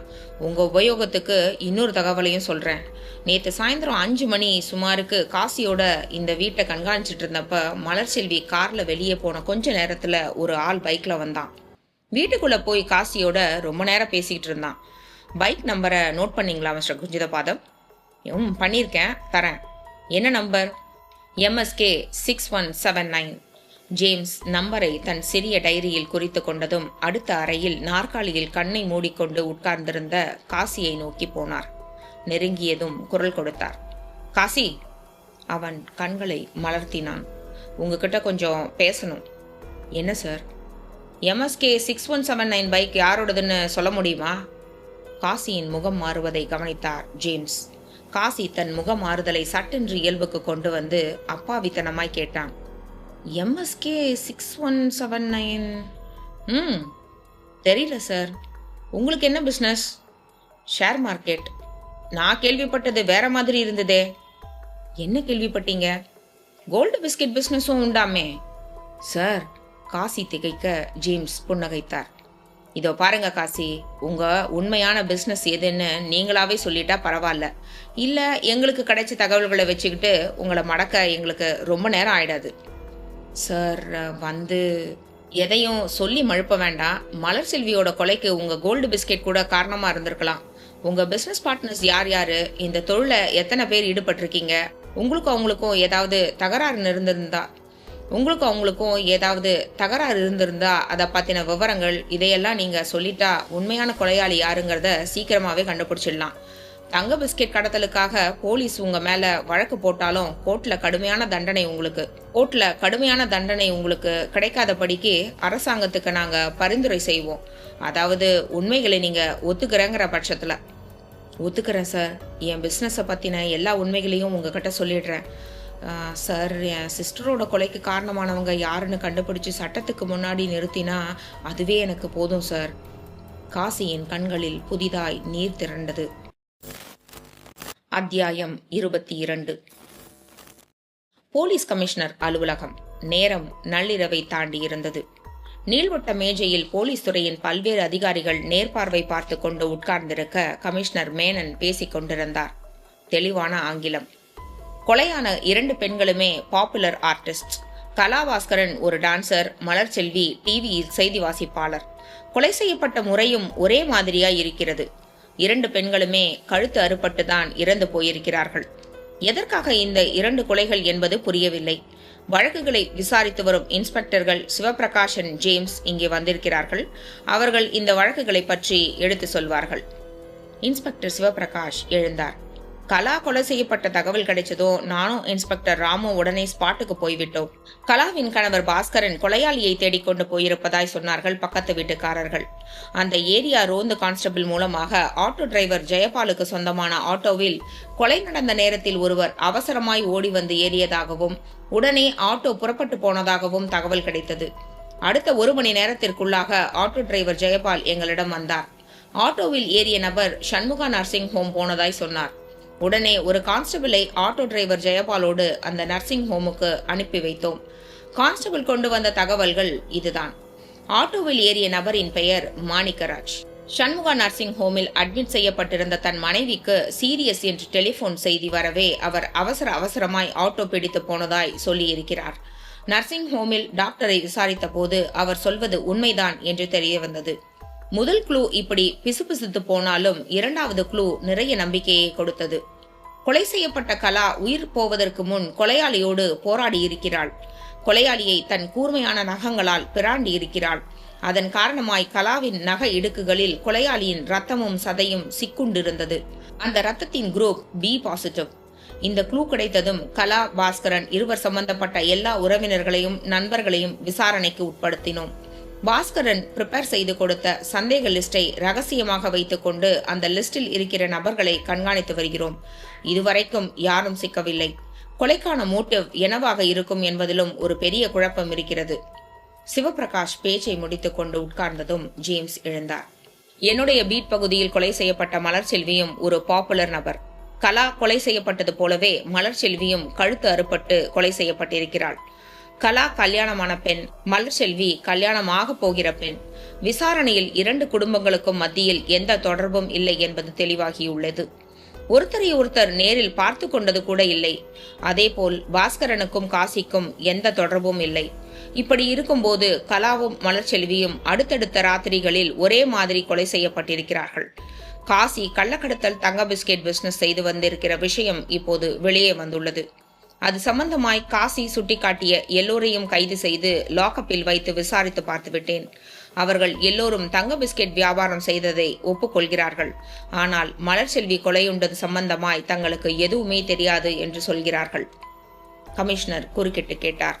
அவர்கள் அப்படி சொன்னதை நீங்க நம்புறீங்களா? நம்ப வேண்டியதா இருக்கிறது. காசியோடு சேர்ந்து தங்க பிஸ்கெட் வியாபாரத்தில் ஈடுபட்டிருந்த அத்தனை பேரும் வேலையில்லா பட்டதாரிகள். வயிற்று பிரச்சனைக்காக அதில் ஈடுபட்டவர்கள். ஒரு கொலையை செய்யக்கூடிய அளவுக்கு யாருக்கும் திராணி கிடையாது. எல்லாவற்றுக்கும் மேலாக அவர்களில் யாருக்குமே B+ ரத்தம் கிடையாது. அசிஸ்டன்ட் கமிஷனர் குறுக்கிட்டார். இந்த கேஸ்கள் சம்பந்தமா எனக்கு தோன்றுகிற ஒரு எண்ணத்தை சொல்கிறேன். கலாவும் மலர்செல்வியும் ஒரே மாதிரியான முறையில் கொலை செய்யப்பட்டார்கள் என்கின்ற காரணத்திற்காக ஒரே நபர்தான் அதை செய்திருக்க வேண்டும் என்கின்ற அவசியம் இல்லை. கலாவை கொலை செய்த நபரும் மலர்செல்வியை கொலை செய்த நபரும் வெவ்வேறு நபர்களாய் இருக்கலாம். It's just coincidence. 2 கொலையாளிகளும் ஒரே மாதிரியாக கழுத்தை அறுத்து கொலை செய்திருக்கலாம். மேபி. கமிஷனர் மேனன் தலையசைக்க அசிஸ்டன்ட் கமிஷனர் தொடர்ந்தார். கலா புகழ்பெற்ற ஒரு பரதநாட்டிய டான்சர். தொழில் போட்டியின் காரணமாய் கலாவின் வளர்ச்சியை விரும்பாத அதே கலைத்துறையை சேர்ந்த யாரேனும் ஒருவர் கலாவை கொலை செய்திருக்கலாம். அதேபோல் மலர்செல்வி டிவியில் செய்தி வாசிக்கிற பெண்களில் மலர்செல்வி அழகானவள். மலர்செல்வி செய்தி வாசிக்கவில்லை என்றால் டிவி பெட்டியை அணைத்து விடுபவர்களும் உண்டு. நானே அதை பல வீடுகளில் பார்த்திருக்கிறேன். அந்த அளவுக்கு புகழ்பெற்ற மலர்செல்வியை அதே துறையில் இருக்கிற யாரேனும் பிடிக்காமல் போயிருக்கலாம். இந்த கொலைக்கு பின்னால் பிக் ஷாட் யாராவது இருக்கலாம். உண்மைகள் வெளியே வர வேண்டும் என்றால் இந்த 2 கேசுகளையும் கிரைம் பிரான்ச் ஸ்பெஷல் விங்கிற்கு மாற்றி அனுபவம் வாய்ந்த அதிகாரியின் கையில் ஒப்படைக்க வேண்டும். அசிஸ்டன்ட் கமிஷனர் சொல்லிக் கொண்டிருக்கும் போதே கமிஷனருக்கு பக்கத்தில் இருந்த ஹாட்லைன் டெலிபோன் கூப்பிட்டது. ரிசீவரை எடுத்தார். அடுத்த முனை பேச்சை செவிமடுத்தவரின் முகம் ஒரு மாறுதலுக்கு உட்பட்டு நிறம் இழந்தது. அத்தியாயம் 23. என் கணவர் மேல் எனக்கு கோபம் வந்தது. கத்தியை சாக்கடையில் வீசிவிட்டு வருவதற்குள் மனிதர் எங்கே போய் தொலைந்தார்? சில சமயங்களில் இவர் இப்படித்தான். பக்கத்தில் படுத்து கொண்டு பேசிக்கொண்டே இருப்பார். தூக்கத்தில் கண் விழித்து பார்க்கும்போது இருக்க மாட்டார். சிறிது நேரம் கழித்து வருவார். எங்கே போயிருந்தீங்க என்று கேட்டால் தெருமுனை வரைக்கும் போய் வாழைப்பழம் சாப்பிட்டு விட்டு சிகரெட் வாங்கிட்டு வந்தேன் என்று சொல்லுவார். இப்போதும் அது மாதிரி தெருமுனைக்கு போய்விட்டாரோ? போய் பார்க்கலாமா? சேலை தலைப்பை இழுத்தி போர்த்து கொண்டு வீட்டின் முன்பக்க தெருவுக்கு வந்தேன். இருட்டில் தெரு நிசப்தமாயிருந்தது. நடந்தேன். நெஞ்சு திக் திக்கென்று அடித்து கொண்டது. இரத்தக்கரை படிந்த கத்திகளை யார் கொண்டு வந்து வீட்டில் வைக்கிறார்கள்? போலீசில் சொல்லிவிடலாம் என்றால் என் கணவர் பயப்படுகிறார். எதற்காக யார் இப்படி செய்கிறார்கள்? நானும் என் கணவரும் சந்தோஷமாய் இருப்பது யாருக்கோ பிடிக்கவில்லை போலிருக்கிறது. தெருமுனை வந்தது. பெட்டிக்கடை சாத்தி இருந்தது. அடுத்த தெருமுனை பேக்கரி. ரேடியோ சத்தத்தோடு வெளிச்சமாய் இருப்பது பார்வைக்கு தட்டுப்படவே அதை நோக்கி போனேன். குப்பை தொட்டி அருகே படுத்திருந்த நோஞ்சான் நாய் ஒன்று என்னை பார்த்ததும் எழுந்து வேகமாய் வந்தது. நான் எப்போதோ போட்ட சோற்றுக்காக வாலை ஆட்டியது. என் பின்னாலேயே ஓடி வந்தது. நான் பேக்கரி வெளிச்சத்தை பார்த்து கொண்டு நடந்தேன். என்ன மனிதர் இவர்? இப்படியா சொல்லிக் கொள்ளாமல் வெளியே போவது? வேகமாய் நடந்ததில் மூச்சு வாங்கியது. 10 நிமிஷ நடை. டீ கடைக்கம் பேக்கரி வந்தது. 2 பேர் டீ குடித்துக் கொண்டிருக்க பேக்கரியின் ஓனர் நாராயணன் நாயர் பாய்லரில் இருந்த நெருப்பு கணப்பில் பீடி பற்ற வைத்துக் கொண்டிருந்தான். என்னை பார்த்ததும் புன்னகைத்தான். எந்தா சேச்சி, ஈ ராத்திரியில் ரொட்டி வேணுமோ? நான் கடைக்குள் என் கணவர் இருக்கிறாரா என்று எட்டி பார்த்தேன். சேச்சி யார பாக்குது? நாயர், என் வீட்டுக்காரர் வந்தாரா? வரலையே. வீட்டுல அவரை காணோம், அதான் பார்த்துட்டு போலாம்னு வந்தேன். இங்கன வரலையே சேச்சி. நான் சிறிது நேரம் தயங்கிவிட்டு சற்று முற்றும் பார்த்தபடி வீட்டை நோக்கி நடக்க ஆரம்பித்தேன். அத்தியாயம் 24. நாராயணன் நாயர் பீடியை பற்ற வைக்கும் முயற்சியில் மறுபடியும் ஈடுபட டீ குடித்துக் கொண்டிருந்த 2 பேரில் ஒருவன் கேட்டான். நாயரே, யார் இந்த பொண்ணு? புருஷன் என்ன குடிக்காரனா? ராத்திரி நேரத்துல தேடி திரியுது. நாயர் புன்னகைத்தான். நீ இந்த ஏரியாவுக்கு புதுசா வந்திருக்க, அதான் மிருணாவை பத்தி உனக்கு ஒன்னும் புரியல. மிருணாவா? யாரது? இப்போ வந்துட்டு போச்சே, அந்த பொண்ணோட பேர் தான் மிருணா. வாரத்துல 2-3 ராத்திரி இப்படித்தான் இல்லாத புருஷனை தேடிட்டு வரும். டீ குடித்து கொண்டிருந்த அந்த ஆள் திடுக்கிட்டான். இல்லாத புருஷனா? ஆமா, அவ புருஷன் செத்து போய் 3 வருஷம் ஆச்சு. செத்து போயிட்டானா? எப்படி? 3 வருஷத்துக்கு முந்தி ஒரு நாள் ராத்திரி 11 மணி இருக்கும். இவளோட புருஷன் செங்கமலை கண்ணை சிகரெட் வாங்கறதுக்காக வீட்டை விட்டு வெளியே வந்திருக்கான். தெருமுனையில இருந்த பெட்டி கடைக்கு போய் சிகரெட் வாங்கிட்டு திரும்பும்போது அந்த பக்கமா வந்த ஒரு லாரிக்காரன் மோதி கூழாக்கிட்டு போயிட்டான். அந்த சம்பவம் நடந்த நாள்ல இருந்து மிருணாவோட மனநிலை பாதிக்கப்பட்டு கொஞ்ச நாள் மென்டல் ஹாஸ்பிட்டல்ல இருந்தா. புருஷன் இறந்து போனத அவளோட ஆழ் மனசு ஒத்துக்கல. வீட்டுக்கு திரும்பி வந்த பின்னாடி புருஷன் தன் கூட இருக்கிற மாதிரியே பேசிக்குவா, சிரிப்பா.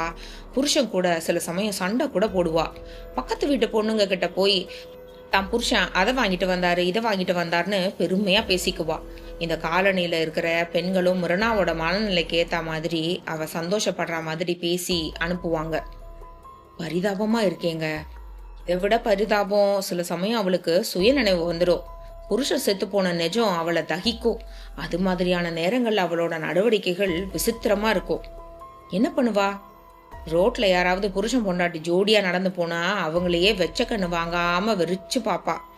மிருணாவுக்கு அம்மா அப்பா அவங்க சின்ன வயசுலயே காலமாயிட்டாங்க. 2 அண்ணனுங்க இருந்தானுங்க. ஒருத்தன் துபாயிலையும் இன்னொருத்தன் பம்பாயிலையும் இருக்காங்க. மாசம் மாசம் பணத்தை மட்டும் அனுப்பிச்சிடுவானுங்க. மற்றபடி தங்கச்சியை அவங்க கண்டுக்கிறதே இல்லை. பாவங்க.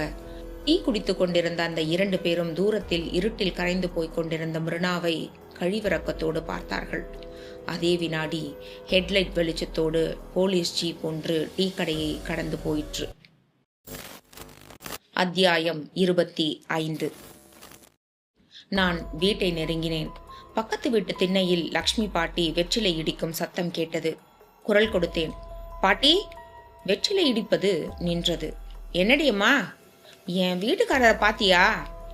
லக்ஷ்மி பாட்டிக்கு மிருனாவின் இந்த கேள்வி புதிதில்லை. எத்தனையோ ராத்திரிகளில் மிருனா இதே கேள்வியை கேட்டிருக்கிறாள். பாட்டி தயாராய் வைத்திருந்த வழக்கமான பதிலை சொன்னாள். உன் புருஷன் தானே? ஆமா, இப்பதான் வீட்டுக்குள்ள போனா. தூக்கம் வரலைன்னு கொஞ்ச தூரம் நடந்துட்டு வந்தானா. நான் வீட்டுக்குள் நுழைந்தேன். என் கணவர் முன்னறையிலேயே ஒரு நாற்காலியில் உட்கார்ந்து சிகரெட் பிடித்து கொண்டிருந்தார். நான் சினிங்கினேன். என்னங்க இது, திடீர்னு கிளம்பி போயிட்டீங்க? போகும்போது என்கிட்ட சொல்லிட்டு போயிருக்க கூடாதா? நான் இப்போ எது வரைக்கும் போய் உங்களை தேடிட்டு வரேன்னு தெரியுமா? நாராயணன் நாயர் பேக்கரி வரைக்கும். என் கணவர் மௌனமாய் உட்கார்ந்திருந்தார். என்னங்க ஒண்ணுமே பேச மாட்டேங்கிறீங்க? அந்த கத்தியை பத்தி நினைச்சிட்டு இருக்கீங்களா? இனிமேதான் நீங்களும் நானும் மாறி மாறி தூங்காம முழிச்சுட்டே இருக்க போறோமே. அது யார் பண்ற வேலைங்கிறது கண்டுபிடிச்சிடலாம். என் கணவர் என்னையே பார்த்து கொண்டிருந்தார். என்ன அப்படி பாக்குறீங்க? அவரை நெருங்கி தோளில் கை வைக்க முயன்ற போது வாசலில் அந்த சத்தம் கேட்டது. அத்தியாயம் 26. போலீஸ் ஜீப் நின்றதும் பக்கத்தில் நின்றிருந்த அந்த கான்ஸ்டபிள் டார்ச் வெளிச்சத்தோடு ஓடி வந்தார். ஜீப்பில் நின்றும் கமிஷனர், இன்ஸ்பெக்டர்கள் சிவபிரகாஷ், ஜேம்ஸ் இறங்கினார்கள். கான்ஸ்டபிள் சல்யூட் அடித்து தளர்ந்தார். கமிஷனர் கேட்டார். ஃபோன் பண்ணினது நீதானா? ஆமா சார். ரத்தக்கரை படிஞ்ச அந்த கத்தி எங்க? துணியில் சுருட்டி வைத்திருந்த அந்த கத்தியை நீட்டியபடி சொன்னார் கான்ஸ்டபிள். இதே தெருவில் இருக்கிற பெரியசாமியோட வீட்டை கண்காணிச்சு அவனோட மகன் கஜா வந்தா அவனை பிடிக்கிறதுக்காக அந்த சாக்கடை பக்கம் மறைவா ஒதுங்கி நின்றுட்டு இருந்தேன் சார். அந்த பிட் பாக்கெட் பேர் வழி கஜா வரல. ஸ்டேஷனுக்கு திரும்பி போயிடலாம்னு நினைச்சிட்டு இருந்தப்ப அந்த பெண்ணோட வீட்டு பின்பக்க கதவை திறக்கிற சத்தம் கேட்டுது. அந்த பொண்ணு கையில எதையோ மறைச்சு வச்சுக்கிட்டு சாக்கடை பக்கம் வந்து சுத்து முத்தும் பார்த்துட்டு கையில இருந்ததை சாக்கடைக்குள்ள வீசி எறிஞ்சிட்டு உடனே போயிட்டா. அப்படி வீசி எறிஞ்ச பொருள் சாக்கடைக்குள்ள தண்ணீருக்குள்ள சாக்கடை தண்ணிக்குள்ள விழாம ஒரு ஓரத்துல விழுந்ததால உடனே அதை நான் பார்த்து எடுத்தேன். ரத்தக்கரை படிஞ்ச கத்தின்னு தெரிஞ்சதும் உடனே மெயின் ரோடுக்கு போய் போலீஸ் கண்ட்ரோல் ரூமுக்கு தகவல் அனுப்பினேன். அந்த பெண்ணோட வீடு எது? அதான் சார், அந்த பொண்ணு இப்பதான் வெளியே போயிட்டு மறுபடியும் வீட்டுக்குள்ள போயிருக்கு. அந்த பொண்ணை பத்தி யார்கிட்டயாவது விசாரிச்சிங்களா? இல்ல சார். போலீஸ் கமிஷனர் மேனன் சிவபிரகாசத்திடம் திரும்பினார். ஜீப் இங்கேயே நிக்கட்டும், வாங்க அந்த பொண்ணை போய் பார்க்கலாம். போனார்கள். பூட் சத்தங்கள் தெருவில் நிசப்தத்தை அறுத்தது. மிருனாவின் வீட்டை நெருங்கினார்கள். அத்தியாயம் 27. வாசலில் எழுந்த சத்தம் கேட்டு திரும்பி பார்த்தேன். போலீஸ். எனக்கு மூச்சடைத்து போயிற்று. என் கணவரை உலுக்கினேன். என்னங்க போலீஸ்? அந்த 3 போலீஸ் அதிகாரிகளும் வீட்டுக்குள் வந்து என்னை நெருங்கி ஒரு குற்றவாளியை மாதிரி நின்றார்கள். ஒருவர் கேட்டார். உன் பேர் என்ன? எனக்கு தொண்டை காய்ந்து போயிற்று. மிருனா. வீட்டில் வேற யாரும் இல்லையா? இதோ என் புருஷன் இருக்காரே. நான் நாற்காலியில் உட்கார்ந்திருந்த என் கணவரை காட்ட அவர்கள் திகைத்தார்கள். யார் உன் வீட்டுக்காரரு? இதோ இவர்தான். என்ன விளையாடுறியா? காலியா இருக்கிற நாற்காலியை காட்டி என் புருஷன்னு சொல்றியே. என்னது காலி நாற்காலியா? சிகரெட் புடிச்சிட்டு உட்கார்ந்து இருக்காரு, இவர்தாங்க என் புருஷன். 3 பேரும் ஆங்கிலத்தில் ஏதோ பேசிக்கொண்டு விட்டு என் பக்கம் திரும்பினார்கள். சரி, உன் புருஷனை அப்புறமா விசாரிச்சுக்கிறோம். இப்போ நாங்க கேட்கிற கேள்விகளுக்கு நீ பதில் சொல்லு. இந்த கத்திய துணியில சுத்தி சாக்கடைக்குள்ள கொண்டு போய் போட்டது நீ தானே? நான் அதிர்ந்து போய் என் கணவரை பார்க்க அவர் சிகரெட் பிடித்து கொண்டு அப்படியே உட்கார்ந்திருந்தார். என்னங்க போலீஸ் கண்டுபிடிச்சிட்டாங்க. சொல்லு. கத்திய துணியில சுத்தி சாக்கடைக்குள்ள கொண்டு போய் போட்டது நீ தானே? அது சொல்லு. ஆமாங்க. யார கொலை பண்ணின? ஐயோ, நான் யாரையும் கொலை பண்ணல. நான் கத்திக்கொண்டே என் கணவரை பார்த்தேன். வந்திருக்கிற போலீஸை பற்றி கவலைப்படாமல் அவர் பாட்டுக்கு சிகரெட் பிடித்துக் கொண்டிருந்தார். அத்தியாயம் 28. கமிஷனர் மேனன் சிவபிரகாஷையும் ஜேம்ஸையும் ஏறிட்டார். வீட்டை செக் பண்ணுங்க. சிவபிரகாஷ் பக்கத்தில் இருந்த அறைக்குள் நுழைந்தார். படுக்கை அறை. சுவர் ஓரமாய் ஒரு பழைய பீரோ வெறுமனே சாத்தப்பட்டிருந்தது. திறந்தார். சேலைகளும் உள்ளாடைகளும் அடைசலாய் தெரிந்தன. ஒவ்வொன்றாய் எடுத்து வெளியே போட்டார். உள்ளே அந்த அட்டை பெட்டி தெரிந்தது. பெட்டியின் மேல் கிச்சன் நைஃப் என்ற வாசகம். சிவபிரகாஷ் அட்டை பெட்டியை எடுத்து வெளியே பார்த்தார். பெட்டிக்குள் சின்ன சின்ன அறைகளுக்குள் கத்திகள் பதுங்கி இருந்தன. எண்ணி பார்த்தார். மொத்தம் 12 அறைகள். 10 அறைகளில் மட்டும் கத்திகள் இருக்க 2இல் காலி. சாக்கடைக்குள் வீசப்பட்ட கத்தியின் அமைப்பு இந்த கத்திகளோடு ஒத்துப்போனது. இன்ஸ்பெக்டர் ஜேம்ஸ் உள்ளே வந்தார். கையில் ஒரு பத்திரிகை. பெண்களால் பெண்களுக்காக நடத்தப்படும் ஒரே ஒரு பெண்கள் பத்திரிகை மங்கையர் திலகம் என்ற வாசகங்கள் அட்டையில் தெரிந்தன. என்ன ஜேம்ஸ், பத்திரிகையோட நடுப்பக்கத்தை பாருங்க. சிவபிரகாஷ் பிரித்து பார்த்தார். நடுப்பக்கம் வண்ணமாய் இருந்தது. புகழ் சேர்க்கும் பெண்மணிகள். தலைப்புக்கு கீழே கலா, மலர்செல்வி புகைப்படங்கள். புகைப்படங்களில் இருந்த கலாவின் முகமும் மலர்செல்வியின் முகமும் குண்டூசிகளால் குத்தப்பட்டு துளைகளோடு தெரிந்தது. ஜேம்ஸ், இந்த 2 பேர் மேலேயும் ரினாவுக்கு என்ன கோபம்? இந்த நியூஸ் பேப்பரையும் பாருங்க சிவபிரகாஷ். கையில் சுருட்டி வைத்திருந்த அந்த மாலை பத்திரிகையை ஜேம்ஸ் நீட்ட சிவபிரகாஷ் வாங்கி பார்த்தார். டிவி செய்தி வாசிப்பாளர் மலர்செல்விக்கு அடுத்த மாதம் திருமணம். ஆண் அழகன் பிரதாப்பை மணக்கிறார். செய்திக்கு பக்கத்தில் வெளியாகி இருந்த மலர்செல்வியின் புகைப்படம் பேனா முனையால் மூர்க்கமாய் குத்தப்பட்டிருந்தது. ஜேம்ஸ், இந்த தடயங்கள் அப்புறம் கத்தி எல்லாம் பார்க்கும்போது அந்த 2 பெண்கள் கொலையில இந்த மிருனா சம்பந்தப்பட்டிருப்பாங்கன்னு தோணுது. And also mentally she is abnormal. பக்கத்து வீடுகளில் இவளை பத்தி விசாரிக்கிறது ரொம்ப முக்கியம். அறை நின்றும் வெளியே வந்தார்கள். கமிஷனரிடம் மிருனா இப்போது வெறி பிடித்தார் போல் கத்திக் கொண்டிருக்க வாசலில் கும்பல் சேர ஆரம்பித்தது. அத்தியாயம் 29. 6 மாதங்களுக்கு பின் அந்த செஷன் கோர்ட் நீதிபதி குற்றவாளி கூண்டில் தலையை சொரிந்தபடி நின்றிருந்த மிருனாவை பார்வையால் ஒரு தடவை நனைத்துவிட்டு தீர்ப்பை படிக்க ஆரம்பித்தார். கலா, மலர்செல்வி ஆகியோரை கொலை செய்தது மிருனாதான் என்பது ப்ராசிக்யூஷன் தரப்பில் சந்தேகமற நிரூபிக்கப்பட்டுவிட்டது. எனினும் மனநோய் நல மருத்துவ நிபுணர்கள் கொடுத்துள்ள அறிக்கையின்படி இது திட்டமிட்ட கொலைகளாக கருத முடியாது. அந்த அறிக்கையின்படி விபத்தில் கணவனை பறிகொடுத்த மிருனா மனநலம் பாதிக்கப்பட்டு கணவன் இறந்தது தெரியாமல் அவன் இருப்பதாக கற்பனை செய்து கொண்டு அவனோடு மானசீகமாக குடும்ப வாழ்க்கையை நடத்தியிருக்கிறாள். இந்த மானசீக குடும்ப வாழ்க்கையை பற்றி அந்த காலனியில் உள்ளவர்களும் அறிந்து வைத்துக் கொண்டு ஒத்துழைப்பு கொடுத்து வந்திருக்கிறார்கள். இதுவும் பல்வேறு சாட்சியங்கள் மூலமாய் நிரூபணம் ஆகியுள்ளது. கணவனோடு மானசீக குடும்ப வாழ்க்கை நடத்தி வரும் மிருனா சிற்சில சமயங்களில் சுயநினைவுக்கும் வருவதுண்டு. அது மாதிரியான சமயங்களில் அவளுடைய உணர்ச்சிகள் கொந்தளிப்பை அடைந்து சந்தோஷமாயிருப்பவர்களை வெறுக்க தோன்றும். இதை ஆங்கிலத்தில் சப்கான்ஷியஸ் நெமெசிஸ் என்று சொல்லுகிறார்கள். நமக்கு கிடைக்காத வாழ்க்கை சந்தோஷம் அவர்களுக்கு கிடைத்திருக்கிறதே என்ற ஆதங்கம் மனதின் அடியில் நெருப்பாய் பதுங்கிக் கொள்கிறது. கணவனோடு சந்தோஷமாய் இருக்கிற பெண்கள், அழகான கணவனை அடைய போகிற பெண்கள், இவர்களை எல்லாம் பார்க்கும்போது மிருனாவுக்குள் வெறுப்பு, கோபம், இயலாமை போன்ற உணர்ச்சிகள் கொந்தளித்து கிளம்பியிருக்கின்றன. அதன் வெளிப்பாடே இந்த கொலைகள். ஒரு பெண்ணால் இவ்வளவு தைரியமாய் கொலைகளை செய்ய முடியுமா என்ற கோர்ட்டின் சந்தேகத்திற்கு மன இயல் டாக்டர்கள் ஹென்றி டேவிட்டும் ஹிருதயநாத்தும் பல்வேறு புத்தகங்களிலிருந்தும் மேற்கோள்களை காட்டியிருக்கிறார்கள்.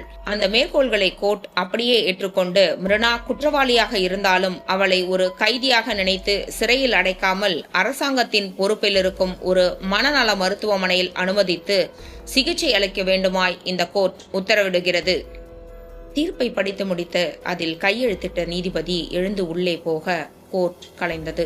பார்வையாளர்களுக்கு மத்தியில் தீர்ப்பை பற்றிய விமர்சனங்கள் நிகழ்ந்து கொண்டிருக்க பெண் போலீஸ் 2 பேர் கூண்டில் நின்றிருந்த மிருனாவை நெருங்கினார்கள். வாமா. எங்க? வா, சொல்றோம். வீட்டுக்கு தானே? ஆமா. மிருனா அவர்களோடு நடந்து கொண்டே கூட்டத்தில் பார்வையை போட்டு தேடினாள். ஒரு பெண் போலீஸ் கேட்டாள், யார தேடுற? என் வீட்டுக்காரரை. மீண்டும் ஒரு சுவாரஸ்யமான கதையை வாசிக்க நான் ரெடி. கேட்க நீங்களும் ரெடி தானே?